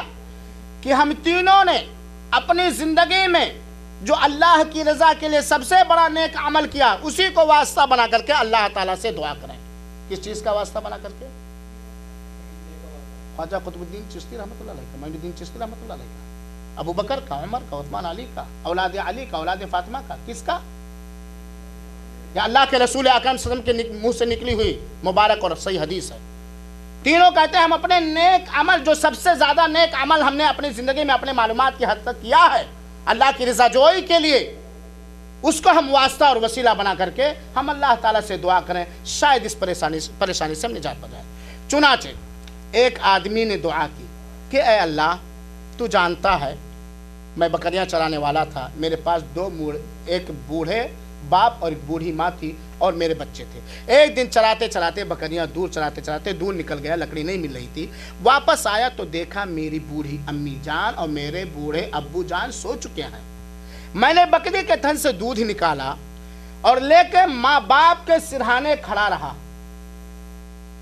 وہ سو چکے تھے۔ میری عادت تھی کہ میں لا کر کے پہلے اپنے ماں باپ کو پلاتا تھا، تب بچوں کو پلاتا تھا۔ ماں باپ کو نیند سے ہوشیار کرنا بھی، جگانا بھی میں نے مناسب نہ سمجھا کہ تکلیف نہ پہنچ جائے۔ میرے بچے، دوسری روایتوں سے پتا چلا میرے بچے رو رہے تھے بلک بلا کر کے بھوک کی وجہ سے، اور میں دودھ کا کٹورا یا پیالہ لیا، پوری رات کھڑا رہا ماں باپ کے سرہانے۔ جب وہ بیدار ہوئے صبح تو پہلے ان کو پلایا، پھر اپنے بچوں کو پلایا۔ ماں باپ کی خدمت کرنا نیک عمل ہے کہ نہیں؟ بلکہ اللہ تعالیٰ نے اس کا حکم دیا اپنی اطاعت و فرما برداری کے بعد ماں باپ کے اطاعت و فرما برداری کا، حسن سلوک کا۔ اے اللہ، اگر میں نے صرف تیری رضا جوئی کے لیے یہ نیک عمل کیا ہے تو اسی کے طفیل میں، اسی کے صدقے میں، اسی کے واسطے سے مجھے اس پریشانی سے نجات دے۔ یہاں انہوں نے کس چیز کا واسطہ بنایا میرے بھائیوں؟ پریشانی سے نکلنے کا۔ کس کا؟ نیک عمل کا، نیک عمل کا واسطہ۔ اسی طرح دوسرے نے کہا، تو تھوڑا سا چٹان تھوڑی ہٹی لیکن اتنی نہ ہٹی کہ تینوں نکل سکے۔ دوسرے نے کہا کہ اے اللہ، میں اپنی ایک چچے زاد بہن کا عاشق تھا، بڑی اس سے مجھے محبت تھی، اور میں بہت سارے چھکے پنجے لگائے کہ اس پر میں اپنی نفسانی خواہشات کو پوری کر سکوں، لیکن کامیاب نہ ہوا۔ اتفاق سے قحط سالی ہوئی، سوکھا آیا، بہت پریشان ہو گئی، اور ایک دن میرے پاس آئے قرض کے لیے۔ میں نے اس کو 120 دینار قرض پہ دیا، لیکن یہ شرط لگا کر کے دیا کہ مجھے اپنی خواہش پوری کرنے کی تم اجازت ہوگی تب میں قرض دوں گا۔ وہ مجبور و بے بس تھی، اس نے وعدہ کر لیا اور میں نے 120 دینار اس کو دے دیا۔ جب موقع آیا بدکاری کر کے اپنے منہ کو سیاہ اور کالا کرنے کا، اور میں بالکل تیار ہو گیا، وہاں کوئی نہیں تھا سوائے وہ لڑکی تھی اور اللہ رب العالمین تھا۔ اس بچی نے نصیحت کی کہ اس مہر کو نہ توڑ، بنا شرعی ذریعے کے تیرے لیے یہ جائز نہیں، یعنی زناکاری تیرے لیے حلال نہیں۔ मैं फौरन अब इस बड़े गुनाह जनाकारी से, जैसे बड़े गुनाह से मैं फौरन बाज आ गया, फौरन रुक गया तेरे डर से, और जो 120 दीनार दिया था वो भी मैंने माफ कर दिया। जनाकारी से बच जाना नेक अमल है कि नहीं? गुनाहों से बचना नेक अमल है कि नहीं है? और फिर सदका तो खैरात करना नेक अमल है कि नहीं है? ऐ अल्लाह, अगर मैं तेरे डर से इस बदकारी से बचा हूं तो इसी के जरिए, इसी के तुफैल में, इसी के सदक़े में मुझे इस मुसीबत से निजात दे दे। दुआ कबूल हुई, चट्टान हटी, लेकिन उतनी ना हटी कि तीनों।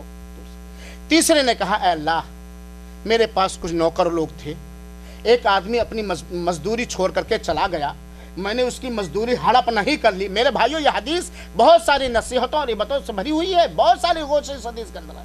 मौजूद से जो मुतालिक मैं जिक्र कर रहा हूँ, वो मजदूरी जब छोड़ करके चला गया तो मैंने उसको हड़प नहीं कर लिया, खा नहीं, उसकी मजदूरी को मैंने तिजारत में लगा दिया, बकरियां खरीद ली, ऊँट खरीद ली, घोड़े खरीद ली। वो एक दिन आया मेरे पास अपनी मजदूरी मांगने के लिए कि भाई मैंने जो मजदूरी तुम्हारे पास छोड़ दी थी, छोड़ के मैं चला गया था, वो मजदूरी मेरे दे दो। मैंने कहा, देख बकरियों का रेवल और गल्ला, ये ऊँटों का पूरी तादाद, ये तेरा है, ले जा। कहता, सेठ जी मुझसे मजाक मत करो, मैं तो 10 शेर की मजदूरी छोड़ के गया था, आप आयो मजदूरी मजबूरी में मांगने आयो, मेरा हक है, मुझसे मजाक कर रहे हो? कहा, वल्लाह मजाक नहीं कर रहा हो, तेरे मजदूरी को मैंने काम में लगा दिया था, उसी तेरी मजदूरी के जरिए से ये बकरियां और ये ऊँट और ये सारे सामान है, तू ले जा। वो पूरा लेकर के चला गया। कहते हैं, ऐ अल्लाह, अगर मैंने तेरी रजा के लिए, ये नेक अमल है कि नहीं मेरे भाइयों? अमानत के साथ मजदूरी को, उसकी मजदूरी की हिफाजत करना और फिर ऐसे कामों में लगा देना जो उस गरीब के लिए फायदेमंद हो, नेक अमल है कि नहीं? बोलो। ऐ अल्लाह, अगर मैंने ये काम तेरी रजा के लिए किया है तो इसी के बदौलत ये चट्टान हटा दे। चुनाचे चट्टान हटी और तीनों सही सालिम निकले। मेरे भाइयों, साथी, इस हदीस गार के अंदर इस बात का बैन और वाज़ेह सबूत है कि आदमी अपने नेक अमलों को वसीला और वास्ता बना सकता है, और इसके अलावा बहुत सारी मिसालें हैं। तो नेक आमाल को भी आदमी अपनी दुआ की कबूलियत के लिए, परेशानियों से हटने के लिए वसीला और वास्ता बना सकता है। वसीले की तीसरी जायज़ सूरत है नेक जिंदा स्वाले बंदे की दुआ का वसीला, और इसके बारे में हम समाअत फरमाएं शेख अब्दुल हादी मदनी हफ़िज़हुल्लाह से। अल्हम्दुलिल्लाह। मेरे भाइयों, आपने सुना कि नेक अमल ये इंसान के लिए बेहतरीन वसीला है, तो इसलिए इतना जानना ज़रूरी है कि कौन सा अमल नेक है। कौन सा अमल नेक है?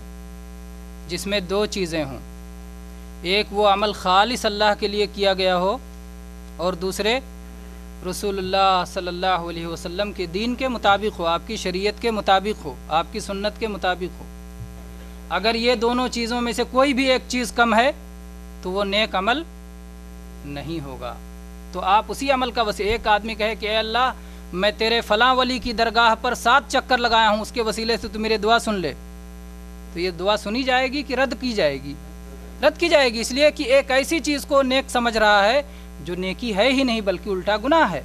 तो इसलिए ये जानना ज़रूरी है कि नेक अमल कौन है। हर वो अमल नेक है, वही अमल नेक है जिसमें जो अल्लाह के लिए खालिस किया गया हो और रसूलुल्लाह सल्लल्लाहु अलैहि वसल्लम के तरीक़े के मुताबिक किया गया हो। अपने पसंद से, अपनी मर्ज़ी से, अपनी चाहत से कुछ भी कर लो नेकी समझ के, वो नेकी नहीं है जब तक कि ये दोनों चीज़ें उसमें ना पाई जाएं। इसलिए कोई भी कदम उठाते हुए हमें ये देखना चाहिए कि क्या ये अमल हम अल्लाह के लिए कर रहे हैं या नहीं, और दूसरे रसूलुल्लाह सल्लल्लाहु अलैहि वसल्लम की सुन्नत के मुताबिक है या नहीं। अगर अल्लाह के लिए नहीं हुआ तो वो क्या हो जाएगा? शिरक वाला अमल हो जाएगा या दिखावा वाला अमल हो जाएगा, जो छोटा शिरक है। और अगर रसूलुल्लाह सल्लल्लाहु अलैहि वसल्लम के तरीक़े के मुताबिक नहीं हुआ तो वो खिलाफ़े सुन्नत हो जाएगा, बिदअत हो जाएगा, और वो अल्लाह के यहाँ काबिल कबूल नहीं होगा। मेरे भाइयों, तीसरा बेहतरीन वसीला नेक और सालेह बंदे की दुआ का वसीला, उसके सामने जाकर के हाजिर हो, मौजूद हो, उसके सामने जाकर उससे कहना मेरे लिए दुआ करो। जिंदा मौजूद की दुआ का वसीला, और कुरान मजीद में इसके भी दलाइल हैं और अहादीस मुबारका में भी दलाइल हैं। आइए कुरान पाक के दलाइल हम देखते हैं। सूरह यूसुफ में अल्लाह तबारक व तआला ने अपने नबी यूसुफ अलैहिस्सलाम और उनके भाइयों का और उनके वालिद याकूब अलैहिस्सलाम का किस्सा ज़िक्र किया है। और आप जानते हैं कि यूसुफ अलैहिस्सलाम ने एक ख्वाब देखा कि उनको सूरज और चाँद اور 11 ستارے سجدہ کر رہے ہیں، اور یہ خواب اپنے والد صاحب کو بتایا تو والد صاحب نے کہا اللہ تعالیٰ تمہارا درجہ بلند کرنے والا ہے، کسی اور کو خواب نہ بتانا اپنے بھائیوں کو کہ وہ تم سے حسد کرنے لگیں گے۔ اور اس کی وجہ سے یعقوب علیہ السلام یوسف علیہ السلام سے بڑی محبت کرتے تھے اور وہ ان کے صاحبزادوں میں سب سے زیادہ چہیتے تھے۔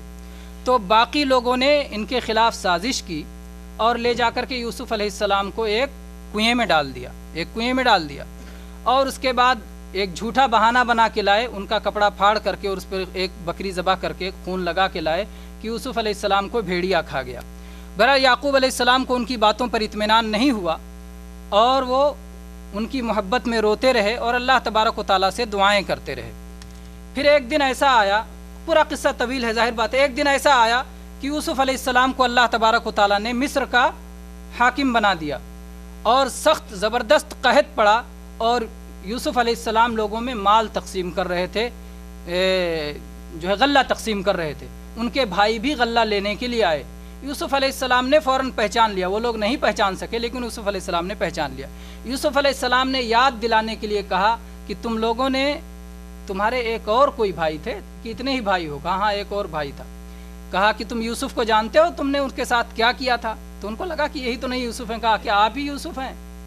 بہرحال وہ قصہ اللہ تعالیٰ نے قرآن مجید میں ذکر کیا ہے۔ تو جب ان کا پردہ کھل گیا اور یوسف علیہ السلام نے اپنے والد صاحب کو خبر بھیجوائی کہ میں زندہ ہوں اور اپنا کرتا بھیجوایا، تو اس وقت بھائیوں کو شرمندگی ہوئی اور بھائیوں نے کیا کیا؟ خود اللہ سے معافی مانگا یا اپنے والد صاحب سے کہا، ان کے والد نبی بھی تھے یعقوب علیہ السلام، ان سے کہا کہ آپ ہمارے لیے اللہ سے دعا کیجئے کہ اللہ اس گناہ کو معاف کر دے۔ تو قرآن پاک میں اللہ تعالیٰ نے سورہ یوسف کی آیت نمبر 97 میں ارشاد فرمایا کہ ان لوگوں نے کہا یا ابانا استغفر لنا، یا ابانا استغفر لنا ذنوبنا انا کنا خاطئین، اے ہمارے باپ ہمارے لیے اللہ تبارک و تعالیٰ سے بخشش کی دعا کیجئے، یقیناً ہم گنہگار تھے، ہمیں اپنی خطا تسلیم ہے، ہم اپنی غلطی کا اعتراف کرتے ہیں، آپ اللہ سے ہمارے لیے بخشش کی دعا کیجئے۔ تو یوسف علیہ السلام اللہ کے نبی، اور نبی ظاہر بات ہے ولی سے بھی بڑا درجہ نبی کا ہے، اور ان سے دعا کی درخواست کی اور انہوں نے اپنے بیٹوں کے لیے دعا کی، مغفرت کی دعا کی۔ اسی طرح سے یوسف علیہ السلام کے والد صاحب نے کیا جواب دیا؟ قال سوف استغفر لکم ربی انہ هو الغفور الرحیم، میں تمہارے لیے اللہ تعالیٰ سے بخشش کی دعا کروں گا، وہ بڑا مہربان اور بڑا معاف کرنے والا ہے۔ اور ایسے ہی سورہ نساء میں اللہ تبارک و تعالیٰ نے منافقین کے تعلق سے بہت سی گفتگو کرتے ہوئے وہاں پر ارشاد فرمایا کہ ان کو اپنے فیصلے لینے اللہ کے رسول صلی اللہ علیہ وسلم کے پاس آنا چاہیے، اور اگر غلطی ہو جائے، فیصلے لینے کبھی ادھر ادھر چلے جائیں اور اس کے بعد ان کو خیال آئے تو پھر ان کو پلٹ کر کے آ کے اللہ کے رسول صلی اللہ علیہ وسلم سے معافی طلب کرنا چاہیے۔ تو اس موقع پر اگر اللہ کے نبی ان کے لیے اللہ سے دعا کریں گے تو اللہ معاف کر دے گا، اللہ کے نبی دعا کریں گے۔ تو قرآن مجید میں اللہ تعالیٰ نے فرمایا سورہ نساء کی آیت نمبر 64 میں وَمَا أَرْسَلْنَا مِن رَّسُولٍ إِلَّا لِيُطَاعَ بِإِذْنِ اللَّهِ وَلَوْ أَنَّهُمْ إِذ ظَّلَمُوا أَنفُسَهُمْ جَاءُوكَ فَاسْتَغْفَرُوا اللَّهَ وَاسْتَغْفَرَ لَهُمُ الرَّسُولُ لَوَجَدُوا اللَّهَ تَوَّابًا رَّحِيمًا۔ یہ آیت تو بہت لوگ پڑھتے ہیں، لیکن صحیح معنی اور صحیح مطلب جو ہے وہ وہی ہوگا جو اللہ کے نبی کریم صلی اللہ علیہ وسلم نے سمجھا، اپنے صحابہ کو سمجھایا اور آپ کے صحابہ نے سمجھا۔ تو اللہ تعالیٰ نے کیا کہا کہ اگر جب ان لوگوں نے ظلم کر لیا تھا، اپنے نفسوں پر جب انہوں نے ظلم کر لیا تھا، کیوں وہ آپ کے پاس نہیں آئے؟ عربی زبان کی اس میں باریکی ہے میرے بھائیوں، اذ اور اذا، اذ ظلموا، جب انہوں نے ظلم کر لیا، یہ پچھلے زمانے کی بات ہے، یہ مستقبل کے لیے نہیں ہے۔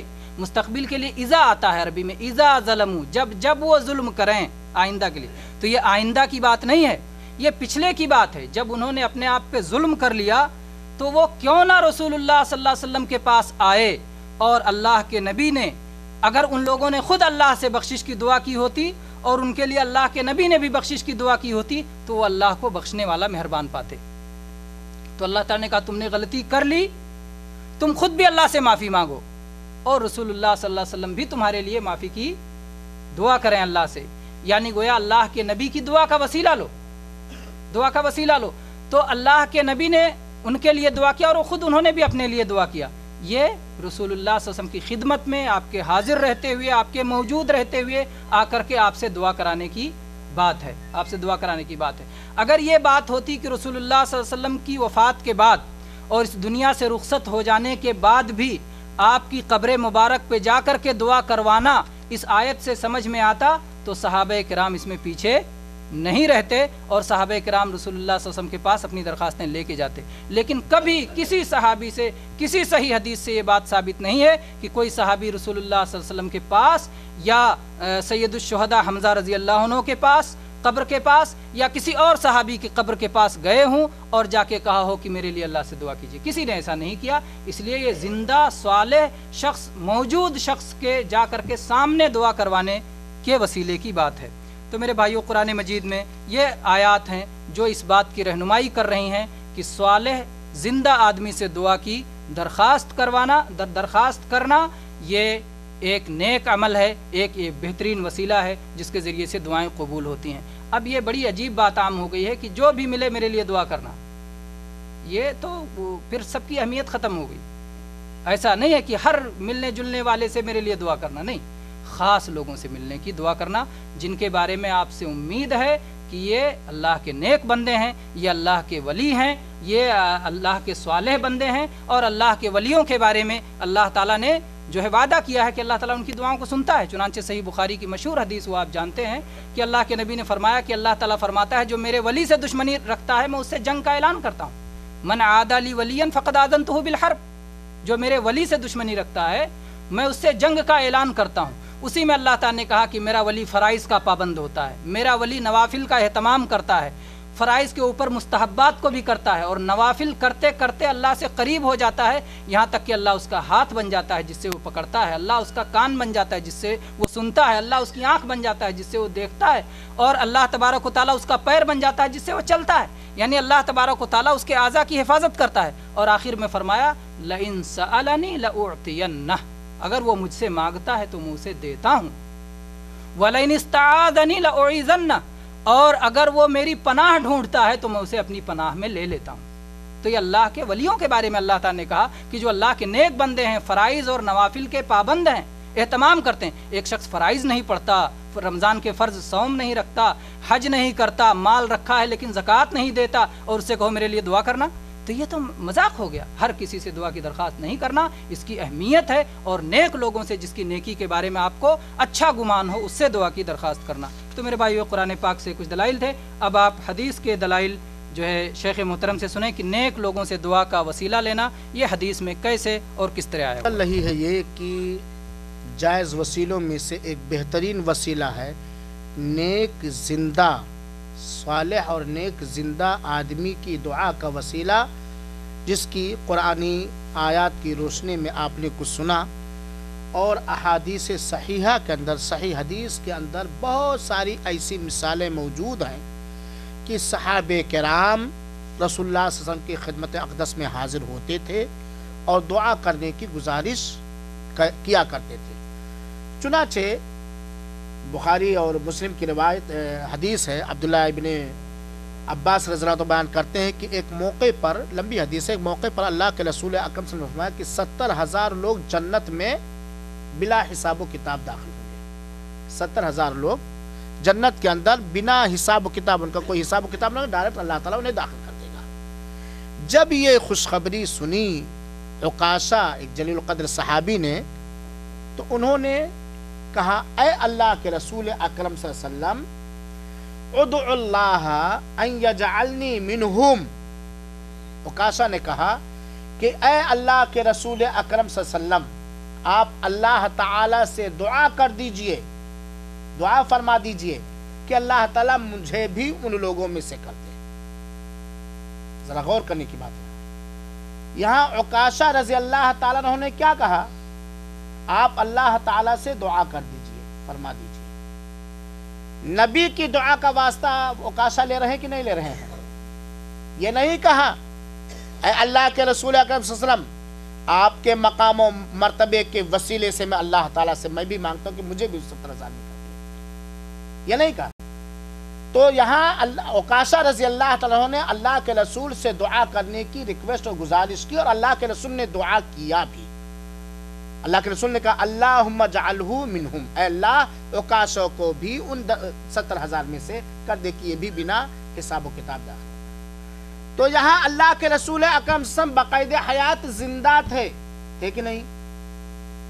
عکاشہ کے سامنے ہاں موجود تھے، اور عکاشہ نبی کریم صلی اللہ علیہ وسلم کی دعا کا واسطہ اور وسیلہ دے رہے ہیں۔ اس حدیث پاک سے یہ بات ثابت ہوتی ہے کہ کسی نیک زندہ موجود آدمی کی دعا کا وسیلہ لینا جائز ہے، جیسا کہ عکاشہ رضی اللہ تعالیٰ نے کہا۔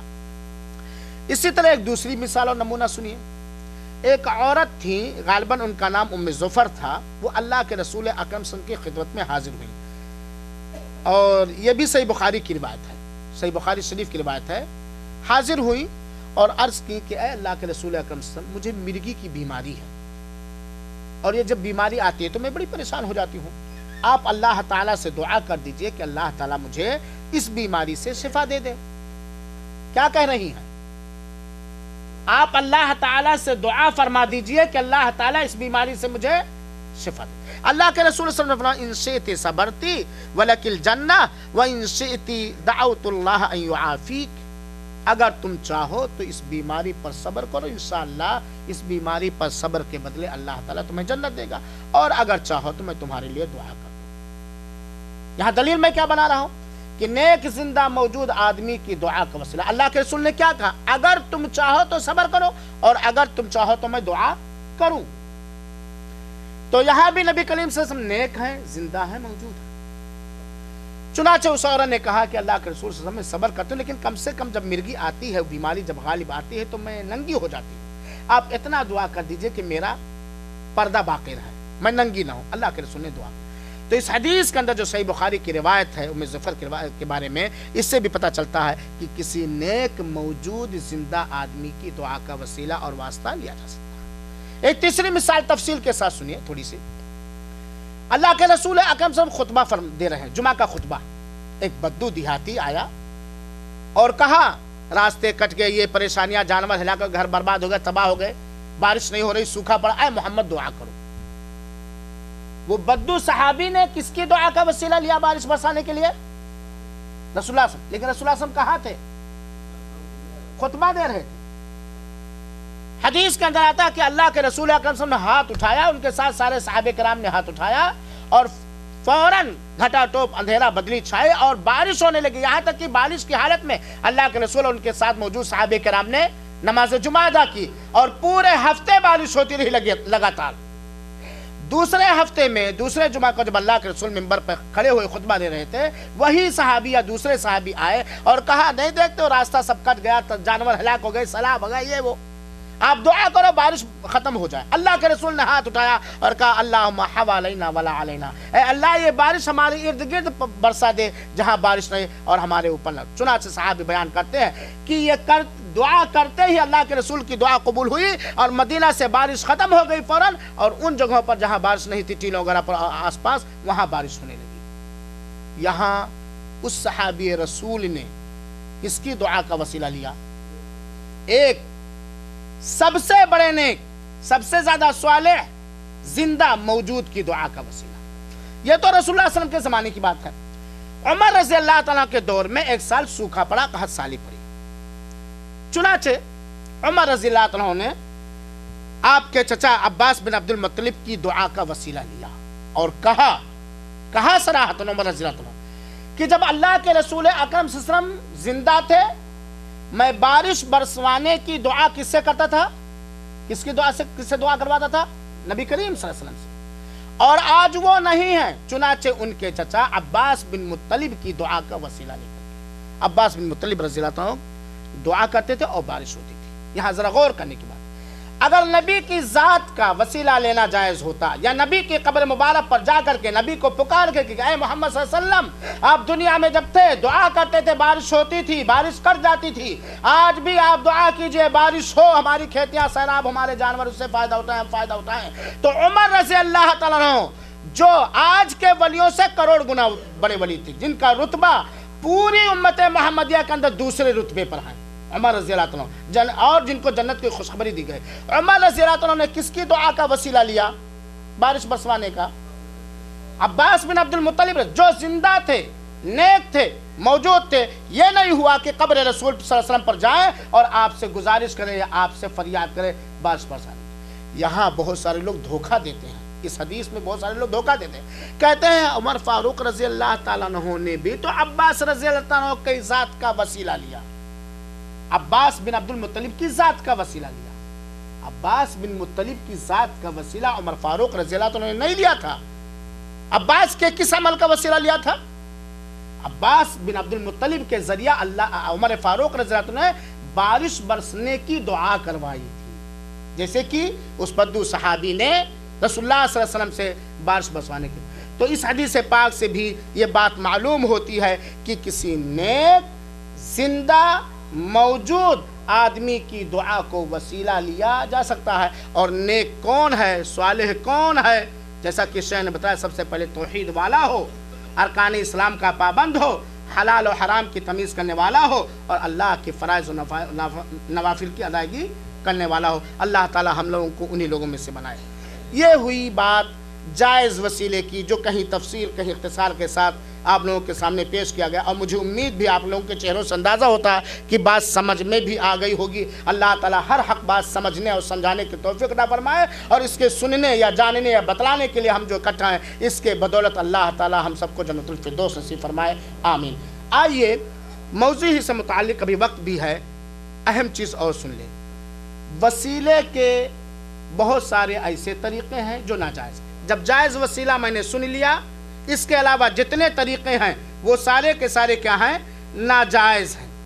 तो वसीला के नाजायज़ तरीक़े कौन कौन हैं? बहुत सारे हैं, चंद तरीक़े हम शेख से। अल्हम्दुलिल्लाह, ये बात वाज़े हो गई कि वसीला के 3 बड़े बड़े जायज़ तरीक़े हैं। एक अल्लाह के नामों और उसकी सिफ़ात का वसीला, दूसरे अपने ईमान और अमल सालेह का वसीला, और तीसरे ज़िंदा हाजिर शख्स की दुआ का वसीला। ये 3 वसीले हैं जो जायज़ हैं और जो दुआ की कबूलियत की उम्मीद को बढ़ाते हैं।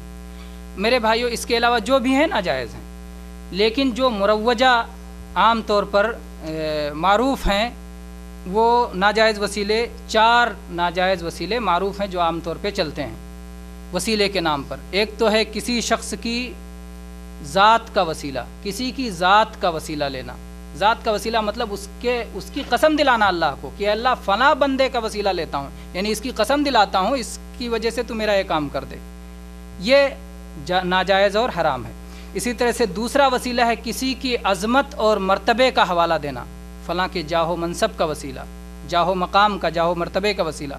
तो पहला हो गया वसीला ज़ात का वसीला, ये नाजायज़ है। दूसरा वसीला जाहो मनसब का वसीला, ये नाजायज़ है। तीसरा किसी के हक़ का वसीला कि अल्लाह इसका जो हक़ तेरे ऊपर है उसके वसीले से दुआ है, तो ये नाजायज़ वसीला है। और चौथा वसीला किसी गैर मौजूद, गायब या मुर्दा का वसीला लेना, किसी गैर मौजूद या मुर्दा का वसीला लेना, उसकी ज़ात का वसीला लेना या उसकी दुआ का वसीला लेना। मुर्दा की दुआ का वसीला हो चाहे गायब की दुआ का वसीला हो, तो ये भी नाजायज़ वसाइल में से है। तो कितने नाजायज़ वसाइल हो गए? 4 नाजायज़ वसाइल। किसी की ज़ात का वसीला, किसी के मकाम व मर्तबे का वसीला, किसी के हक़ का वसीला और गायब या मुर्दे की दुआ का वसीला। ये 4 वसीले नाजायज़ हैं। अब एक एक की आप तफसील मुख्तसर तौर पर सुन लें, कुछ थोड़ा सा वक्त है इसमें तो थोड़ी तफसील सुन लें। पहला है किसी की ज़ात का वसीला लेना, ये नाजायज़ है। शेख से ज़ात का वसीला, अल्लाह ताला के अलावा अल्लाह की ज़ात का वसीला, अल्लाह की खूबियों का वसीला, अल्लाह की सिफ़तों का वसीला लिया जा सकता है। अल्लाह की मखलूक़ात में से किसी की ज़ात का वसीला, जैसे किसी नबी का वसीला, किसी वली का वसीला, किसी शहीद का वसीला, किसी गाज़ी का वसीला, अपने मकसूद के तलब के लिए, ये कुरान और हदीस से साबित नहीं है। दुआ को वसीला बनाया जा सकता है, लेकिन किसी ज़ात को, किसी गाज़ी या शहीद की ज़ात को या उसके रुतबे मकाम को वसीला बनाना अल्लाह के रसूल साबित है। जिस तरह नमाज और रोज़ा इबादत है, ऐसे वसीला भी इबादत है। वसीला भी क्या है? इबादत है। और इबादत के अंदर अपनी तरफ से ना हम कुछ घटा सकते हैं और ना कुछ बढ़ा सकते हैं, क्योंकि अल्लाह के रसूल अकरम सल्लल्लाहु अलैहि वसल्लम ने फरमाया मन अहदथ फी अमरिना हादा मा लैसा मिन्हु फहुव रद्दुन, जिसने दीन में कोई चीज ईजाद की जो उसमें से नहीं है तो रद्द और ठुकरा देने के लायक है। और दूसरी जगह अल्लाह के रसूल अकरम सल्लल्लाहु अलैहि वसल्लम ने फरमाया मन अमिला अमलन लैसा अलैहि अमरुना फहुव रद्दुन, जिसने कोई ऐसा अमल किया जिस पर हमारा हुक्म नहीं है तो वो अमल क्या है, मरदूद, छोड़ देने और ठुकरा देने के लायक है। तो वसीले में भी अगर कुरान करीम से या नबी करीम सल्लल्लाहु अलैहि वसल्लम के अमल या सही हदीस से, कौल फ़ेल से, तकरीर से किसी की ज़ात, किसी मखलूक की ज़ात, किसी मखलूक के रुतबे और मकाम को वास्ता और वसीला बनाने का सबूत मिलता है अल रास वल ऐन तो हम कबूल कर लेंगे। लेकिन अगर कुरान मुक़द्दस से या आमाल रसूल से, सुन्नत रसूल से, हदीस रसूल से अगर किसी की ज़ात, किसी मखलूक की ज़ात या उसके रुतबे मकाम का वसीला बनाने का सबूत नहीं मिलता है तो हम इसको न माने हैं और न मानेंगे, क्योंकि एक मुसलमान के लिए कुरान से बढ़ के कोई दौलत नहीं और एक मुसलमान मुहिब्बे रसूल के लिए सुन्नत रसूल से बढ़ कर के कोई खजाना नहीं है। क्या आप हमारे साथ हैं कि नहीं? तो कुरान और हदीस में किसी ज़ात का वसीला लेने का सबूत नहीं मिलता, इसीलिए सारे उलमाए हक ने इस चीज़ को बिदअत करार दिया है और शिर्क करार दिया है। और इसके अलावा सारे इमामों ने भी, चुनाचे मेरे भाई और साथियों, इमाम अबू हनीफा रहमतुल्लाह अलैह कौन कौन, और माफ करें तो एक बात और कह दूं, वही लोग नाजायज वसीला इस्तेमाल करते जो कहते हैं मैं इमाम शाफी का मुक़ल्लिद हूँ, मैं इमाम अबू हनीफा का मुक़ल्लिद हूँ, मैं इमाम मालिक का मुक़ल्लिद हूँ, मैं यूसुफ का मुक़ल्लिद हूँ, मैं ज़ुफ़र का मुक़ल्लिद हूँ, मैं नक्शबंदी हूँ, मैं सहरवर्दी हूँ, मैं चिश्ती हूँ, मैं कादरी हूँ। ये चिश्ती और कादरी और सहरवर्दी सारे लोग जितने हैं ये सब फ़िक़्ह में इमाम अबू हनीफा रहमतुल्लाह अलैह की फ़िक़्ह की पैरवी करते हैं। लेकिन वो लोग जो कुरान और हदीस को अपना मनहज बनाते हैं, कुरान और हदीस को सारे आमाल के लिए ज़ाब्ता और उसूल बनाते हैं और कुरान हदीस को सलफ़ सालिहीन के समझ के मुताबिक समझते हैं, वो इन सारे वसीलों से दूर रहते हैं। चुनाचे इमाम अबू हनीफा रहमतुल्लाह अलैह, सुन लो मेरे भाइयों साथियों, और इमाम यूसुफ जो उनके शागिर्द हैं, किसके शागिर्द हैं? इमाम अबू हनीफा, इमाम यूसुफ अलैहिस्सलाम ने किसी की, अल्लाह के अलावा किसी मखलूक की ज़ात के वसीले को नाजायज़ और मकरूह कहा है। हवाला अगर जानना चाहते हैं तो हवाला ले लीजिए। कहते हैं ला यंबगी लिअहदिन अन यदउल्लाह इल्ला बिह वद्दुआउल मौदून फीहि वल मअमूर बिही मस्तुफीद मिन कौलिही तआला वलिल्लाहिल अस्माउल हुस्ना फदउूहु बिहा। दुर्रे मुख्तार और इसका जो हाशिया है रद्दे मुख्तार, जिल्द नंबर 9 सफ़ा नंबर 568, याद कर लीजिएगा। दुर्रे मुख्तार जिसका हाशिया है रद्दे मुख्तार, जिल्द नंबर 2 सफ़ा नंबर 568। अल बहरुर रायक जिल्द नंबर 8 सफ़ा नंबर 235।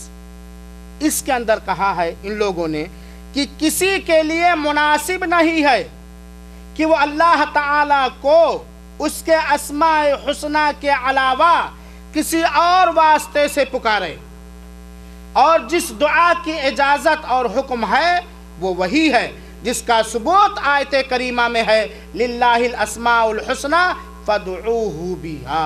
चुनाचे सारे अइम्मे इज़ाम के यहाँ और कुरान और हदीस की रोशनी में ये बात कही जा सकती है कि किसी भी मखलूक की ज़ात का वास्ता और वसीला लेना ये नाजायज़ है, हराम है, शिरकिया या बिदाती वसीला है। अल्लाह ताला हम सबको महफूज रखे। अब आइए सुने किसी के रुतबे और मकाम का वसीला, किसी के रुतबे और मकाम का वसीला फ़ज़ीलतुल शेख अब्दुल हादी मदनी हफ़िज़हुल्लाह। अभी आपने सुना कि किसी भी इबादत के सबूत के लिए या किसी भी शरई मामले के सबूत के लिए किताब व सुन्नत से उसका सबूत ज़रूरी है, उसके बग़ैर उसे हम नहीं अपना सकते हैं। किताब व सुन्नत से सबूत के बग़ैर कोई भी इबादत हम नहीं अपना सकते। तो इसी तरह से आपके जाहो मकाम का वसीला लेना ये भी किताब व सुन्नत से साबित नहीं है। सहाबे किराम ज़िंदगी भर दुआएँ करते थे और उनकी दुआएँ किताबों में नक़ल हुई हैं। नबी सल्लल्लाहु अलैहि वसल्लम दुआएँ करते थे, कुरान पाक में अम्बिया की दुआएँ मौजूद हैं, लेकिन किसी भी दुआ में किसी की जाह का, मर्तबे का वसीला लेना नहीं साबित है। آج آپ سنتے ہیں جب کوئی دعا کرتے ہیں تو کہتے ہیں آمین بجاہ النبی الامین.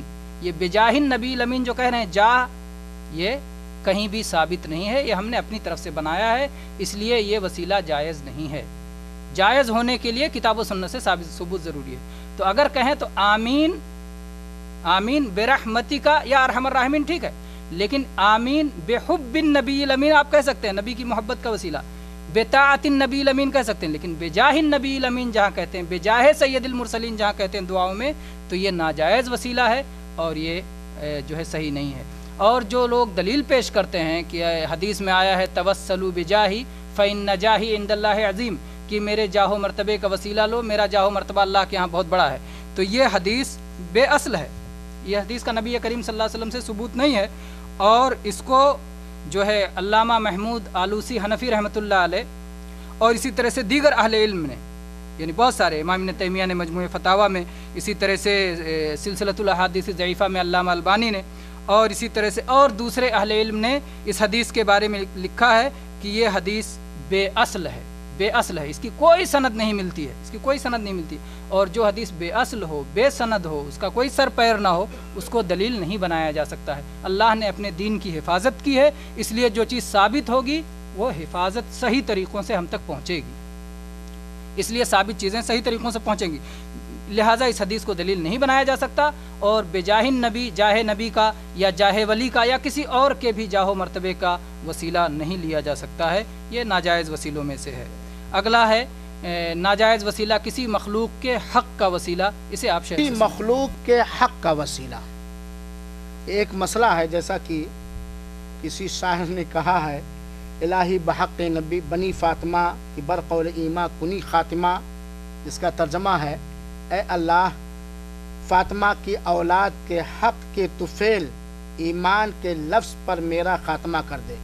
کیا رائے ہے آپ لوگوں کی اس وسیلے کے بارے میں؟ پھر سے سنیے. اے اللہ فاطمہ رضی اللہ تعالیٰ عنہا کی اولاد کے حق کے صدقے یا طفیل ایمان کے لفظ پر میرا خاتمہ کر. کیا رائے ہے آپ لوگوں کی؟ کس سے دعا کر رہا ہے یہ شاعر؟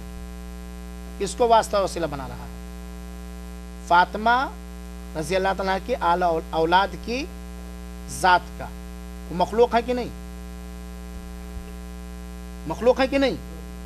اور کسی بھی مخلوق کے حق کا وسیلہ لینا یہ جائز نہیں ہے میرے بھائی ساتھیوں. چنانچہ اس کی مثال یہ ہے، کوئی کہے اللہ تجھے تیرے نبی کے حق کا واسطہ دلاتا ہوں کہ تو مجھے معاف کر دے، یا فلاں ولی فلاں بزرگ کے حق کے وسیلے سے میں اولاد مانگتا ہوں تو مجھے دے دے. کسی مخلوق کے حق کا وسیلہ. کیا اللہ تعالیٰ پر لازم ہے کسی کے حق کو مانے؟ کہ اللہ مختار کل ہے، ہم اللہ کو کسی چیز پر مجبور کر سکتے ہیں؟ چنانچہ یہ کہنا کہ میں نبی کے حق کے صدقے میں، ولی کے حق کے صدقے میں، فلاں کے ذات کے حق کے صدقے میں میں تجھ سے یہ چیز مانگتا ہوں، یہ شرعاً جائز نہیں ہے بلکہ حرام وسیلوں میں سے. وسیلے کی یہ صورت یعنی کسی کے حق کا وسیلہ نہ قرآن کے اندر موجود ہے اور نہ صحیح حدیث کے اندر موجود ہے. البتہ کچھ ضعیف روایتیں یا موضوع روایتیں جو من گڑھت ہیں، بے سر و پا کی ہیں، اس کے اندر اس چیز کا ذکر ہے بے حق جاہ فلاں، بے حق جاہ فلاں، اس طرح. لیکن میرے بھائیوں ساتھیوں، عبادات توقیفی ہیں اور عبادت کے صحیح ہونے کے لیے ضروری ہے کہ اس کا ثبوت قرآنی آیات یا صحیح احادیث رسول سے ملے. ہے بات کہ نہیں؟ ان چیزوں میں کسی ضعیف روایت کو، کسی من گھڑت روایت کو ہم بنیاد نہیں بنا سکتے ہیں. ضعیف اور موضوع روایت کے ذریعے سے ہم کسی ایسی عبادت جس کا ثبوت نہ ہو ہم اس کو ثابت کریں، یہ جہالت پر مبنی ہے. تو کسی مخلوق کے حق کا وسیلہ لینا نہ قرآن سے ثابت ہے اور نہ حدیث رسول سے ثابت ہے. سارے علماء کا اس بات پر اتفاق بھی ہے. خاص طور پر علماء احناف نے فقہ حنفی کے بڑے بڑے قابل احترام، قابل عزت، اللہ ان سب کی مغفرت فرمائے، بڑے بڑے علماء نے کسی مخلوق کے حق کے وسیلے لینے کو غیر شرعی وسیلہ، ناجائز وسیلہ اور حرام وسیلہ کہا ہے. किस चीज को हराम कहा है? किसी मखलूक के हक को वसीला और वास्ता बनाना, अपनी मुसीबत दूर करवाने के लिए, दुआ करने के लिए। चुनाचे आप लोग जानते हैं कि फ़िक़्ह हनफी मज़हब की जो फ़िक़्ह है उसमें सबसे ज़्यादा उनके यहाँ काबिल एतमाद किताब जो है वो कौन सी है? कोई बता सकता है कौन सी है? हिदाया। हिदाया ये फ़िक़्ह हनफी में सबसे काबिल एतमाद किताब मानी जाती है। हिदाया के अंदर ये बात मज़कूर है, युकरह अन यक़ूल अर्रजुल फ़ी दुआइही बिहक़्क़ि फ़ुलान और बिहक़्क़ि अंबियाइक व रुसुलिक लिअन्नहु ला हक़्क़ लिमख़लूक़िन अलल ख़ालिक़। हिदाया जिल्द नंबर 4 सफ़ा number 431 432, printing press Darul मारिफा Beirut, तबात 1 सन 1410 हिजरी में, मुताबिक सन 1990 हिजरी में ये प्रिंट हुई है। हिदाया जो फ़िक़्ह हनफी की सबसे काबिल एतमाद, बल्कि कुछ लोगों ने इस किताब के बारे में गुलू करते हुए यहाँ तक कह दिया अल हिदाया कल कुरान, हिदाया कुरान की तरह, तौबा तौबा अस्तग़फिरुल्लाह, जिस भी अंदाज से कहा। तो हिदाया के अंदर इमाम अबू हनीफा रहमतुल्लाह अलैह का कौल जिक्र है कि किसी नबी और रसूल या किसी और के हक के वसीले से दुआ करना मकरूह है, क्योंकि खालिक पर किसी मखलूक का कोई हक नहीं है। खालिक पर किसी मखलूक का कोई हक नहीं। और यहाँ ये बात भी मालूम होनी चाहिए, ये सिर्फ हिदाया के अंदर नहीं, बहुत सारी किताबों के अंदर है कि किसी मखलूक के हक को वसीला वास्ता नहीं बना, मकरूह है। और फ़िक़्ह हनफी में मकरूह हराम के बराबर है। जिस तरह हराम क्या करने वाले को अजाब दिया जाएगा, इसी तरह उनके यहाँ जो फ़िक़ही इस्तिलाह है मकरूह हराम के बारे में है। गोया उनके यहाँ क्या है? हराम है किसी मखलूक की ज़ात को हक और वसीला बनाना। इसी तरह एक किताब जो सारे मदारिस में, हिंदुस्तान और पाकिस्तान के अक्सर मदारिस में पढ़ाई जाती है, फ़िक़्ह की मशहूर किताब है, सारे लोग जानते होंगे, जो हमारे हनफी भाई मदरसों में पढ़े होंगे जानते होंगे, कुदूरी। कुदूरी फ़िक़्ह हनफी की मशहूर किताब है। इमाम कुदूरी रहमतुल्लाह अलैह जो एक हनफी आलिम हैं, वो फरमाते हैं, और हवाला अभी मैं बतलाता हूँ, अल मसअला बिखल्क़िही ला तजूज़ लिअन्नहु हक़्क़ुन लिल ख़ल्क़ि अलल ख़ालिक़ फ़ला तजूज़ु विफ़ाक़ा। किसी मखलूक के वसीले से दुआ करना, सुनिएगा, किसी मखलूक के वसीले से दुआ करना मुत्तफ़क़ा तौर पर नाजायज़ है, क्योंकि किसी मखलूक का खालिक पर कोई हक नहीं है। और ये हवाला, ये जो मैंने हवाला जिक्र किया है वो कुदूरी की कुदूरी है। और इसी तरह दुर मुख्तार वगैरह के अंदर मकरूह हराम के माने में। चुनाचे वसीले ममनुआ की जो तीनों सूरतें जिक्र की गई इस्लाम के खिलाफ हैं, और ऐसे अमल हैं जो या बिदात हैं या बिदात का दरवाज़ा खोलने वाले हैं, या शिरक हैं या शिरक अकबर के दरवाजे तक ले जाने वाले हैं। इसी सूरतों में ऐसी चीज़ों से हमें कुल्ली तौर पर पनाह मांगना चाहिए, और इसी कुल्ली तौर पर हमें बचना चाहिए। नहीं कहना चाहिए नबी के हक के तुफेल में, फलां के हक के तुफेल में बेजाहिल फलां। और शेख ने बयान किया कि वो जो मनगढ़ंत हदीस आती है कि अतवस्सुलु इलैका बेजाहिल अन्नबी है, ये मनगढ़ंत रिवायत है। और आगे गैर मौजूद जिंदा या किसी मुर्दा की दुआ का वसीला, गैर मौजूद जिंदा या किसी मुर्दा की दुआ का वसीला लेना शरीयत के अंदर कैसा? अल्हम्दुलिल्लाह मेरे भाइयों, प्रोग्राम इंशाल्लाह करीब ही में ख़त्म हो जाएगा। ये आखिरी मज़मून है, और इसके बाद वसीले से मुतालिक जो शुबहात हैं इंशाल्लाह अगर आगे कभी तौफीक रही, अल्लाह ने मौका दिया, तो उसके सिलसिले में मुस्तकिल प्रोग्राम किया जाएगा, क्या शुबहात हैं और किन चीज़ों को वो दलील बना के पेश करते हैं। आखिरी वसीला जो मुरव्वजा सूरतों में है उसको वसीला तो कहना ही नहीं चाहिए, वो सीधे सीधे गैरुल्लाह से दुआ है। जैसे जो लोग कहते हैं या अली मदद या हुसैन मदद, जब पुकारते हैं तो उनसे पूछा जाए कि अली रज़ी अल्लाह अन्हु को मदद के लिए क्यों पुकारते हो, तो कहते नहीं हम उनको वसीला बना रहे हैं और उनको कह रहे हैं कि अल्लाह से हमारा ये काम करवा दीजिए, अल्लाह से हमें मदद करवा दीजिए। तो सही बात यह है कि वसीला है ही नहीं, ये सीधे सीधे गैरुल्लाह से दुआ है, ये गैरुल्लाह से दुआ है और ये शिरक सरी है, खुल्लम खुल्ला शिरक है। और इसी पर नबी करीम सल्लल्लाहु अलैहि वसल्लम और कुफ़ार कुरैश के दरमियान लड़ाई थी, इसी पर पूरी लड़ाई थी। चुनांचे आप कुरान पाक पढ़ें और अगर आप सीरतुन नबी की किताब पढ़ें کہ جس میں جاہلیت کے حالات بیان کیے گئے کہ جاہلیت میں کیا تھا، جیسے الرحیق المختوم سیرت النبی کی کتاب ہے شیخ سیف الرحمن مبارک پوری رحمۃ اللہ علیہ، اور انہی کی دوسری مختصر کتاب ہے تجلیات نبوت۔ ان کے شروع میں شیخ نے بیان کیا ہے کہ جاہلیت میں کون سی برائیاں تھیں جن کی وجہ سے اللہ کے نبی کریم صلی اللہ علیہ وسلم میں اور ان میں اختلاف تھا۔ تو اس میں آپ نے بیان کیا ہے کہ وہ لوگ حج کرتے تھے، وہ لوگ نماز پڑھتے تھے، وہ لوگ اللہ سے دعائیں کرتے تھے، وہ اللہ کو خالق و رازق مانتے تھے، لیکن وہ لوگ بس اسی وسیلہ کے نام پر وہ غیر اللہ سے دعائیں کرتے تھے، وسیلہ کے نام پر۔ وہ سمجھتے تھے، کیا کہتے تھے، ہؤلاء شفعاؤنا عند اللہ، یہ لوگ اللہ کے پاس ہماری سفارش کر دیں گے۔ وہ کہتے تھے ما نعبدہم الا لیقربونا الی اللہ زلفا، ہم ان کی اس لیے عبادت کر رہے ہیں، ہم کو اللہ سے قریب کر دیں گے۔ تو یہ غیر موجود جو سامنے نہ ہو، جیسے آپ یہاں بیٹھے ہوئے ہیں اور کسی وسیلہ لیے بغیر کسی چیز کا ذریعہ جو جائز اور تجربے کا ذریعہ، جیسے موبائل سے فون سے کہیں آپ میرے لیے دعا کی درخواست کرو، تو آپ گویا موجود ہو گیا سامنے ہو آپ کے، آپ ڈائریکٹ کہہ رہے ہیں، وہ سنا رہے ہیں اس کو، لیکن آپ موبائل بھی نہ ہی کوئی چیز نہیں اور ڈائریکٹ ایسے کہہ رہے ہیں آپ یہاں پر بیٹھے ہوئے کہ اے ہمارے گاؤں کے چودھری صاحب، ہمارے گاؤں کے مسجد کے امام صاحب، وہ سن پائیں گے وہاں بیٹھ کر کے آپ ہمارے لیے اللہ سے دعا کرو، تو یہ جائز نہیں ہے۔ گویا اگر آپ ایسا کہہ رہے ہیں تو آپ یہ سمجھ رہے ہیں کہ ہماری بات وہاں بیٹھے سن رہا ہے، ہندوستان یا اپنے کسی دنیا کے کسی کونے میں وہ موجود ہے۔ تو کسی غائب شخص سے دعا کروانا، ایسے کہنا کہ آپ میرے لیے دعا کرو حالانکہ وہ سامنے نہیں اور نہ ہی سنانے کا کوئی ذریعہ ہے، تو یہ میرے بھائیوں یہ وسیلہ نہیں ہے، یہ کھلم کھلا شرک ہے۔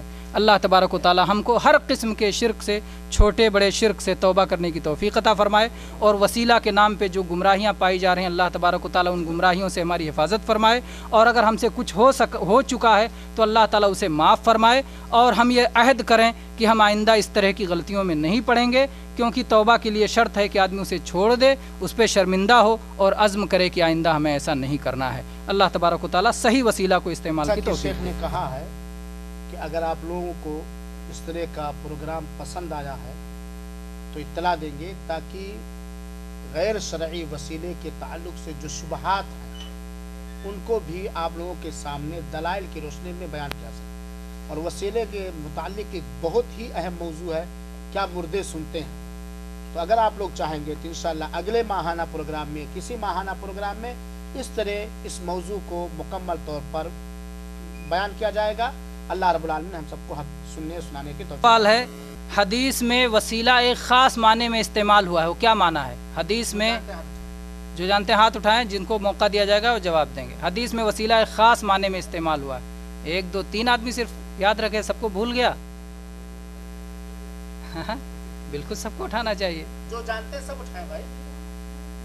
چلیں شیخ اختیار کیجیے کسی ہاں، چلیے رفیع احمد سامنے سے بولیے، کیا ہے حدیث کو کس معنی میں استعمال، کس معنی میں؟ معنی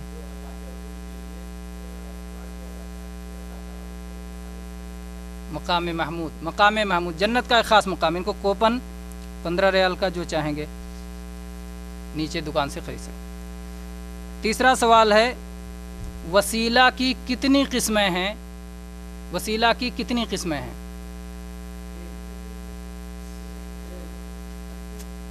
بھی جواب نہیں دینا، کتنے بار سمجھایا جائے، جواب نہیں دینا، بہرحال جن کو موقع دیا جائے وہ جواب دیں۔ وسیلہ کی کتنی قسمیں؟ موقع دیجیے شیخ۔ ہاں 2 قسمیں، ماشاء اللہ بارک اللہ، ایک جائز اور ایک ناجائز۔ آپ کے پاس سوا ہے کہ موبائل ہی؟ سوا کا 10 ریال کا کارڈ آپ۔ چوتھا سوال ہے، تیار رہیں جواب دینے کے لیے، وسیلہ کی جائز صورتوں کی 3 قسمیں بیان کریں۔ وسیلہ کی جائز صورتوں کی 3 قسمیں کیا کیا ہیں؟ ہاتھ اٹھائیں جو جواب دے سکتے ہیں، اور اس کے لیے سجادہ انعام ہے، مصلی کیا ہے، رومال ہے، منشفہ رومال ہے انعام۔ ہاں گیٹ پہ کون کون لوگ ہاتھ اٹھائیں؟ حفیظ اللہ بولو۔ ہاں 3 جائز کی 3 قسمیں۔ ہاں ہاں لقمہ نہ دیں لوگ، ان کو بولنے دیں آزادی سے، وہ لقمہ لے کے غلطی کر لیں گے۔ چلیں ہاں ہاں، نیک موجود سے کیا کرنا؟ ہاں آئیے نام لے جائیے، یہ آپ کے لیے منشفہ تولیہ رومال۔ चौथा सवाल है वसीला की कोई जायज़ सूरत दलील के साथ बताएं। वसीला की बहुत सारी जायज़ सूरतें बताएगी, बहुत सारे दलील भी बताएगी, कोई एक जायज़ सूरत एक दलील के साथ बताएं। एक ही आप हाँ, एक जायज़ सूरत दलील के साथ। बोलेंगे। दलील माशाअल्लाह। ये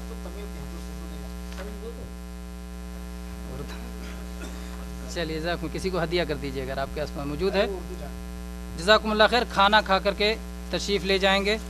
अल्लाह तबारक व तआला हमारे मीज़ान हसनात में इस मजलिस को बनाए।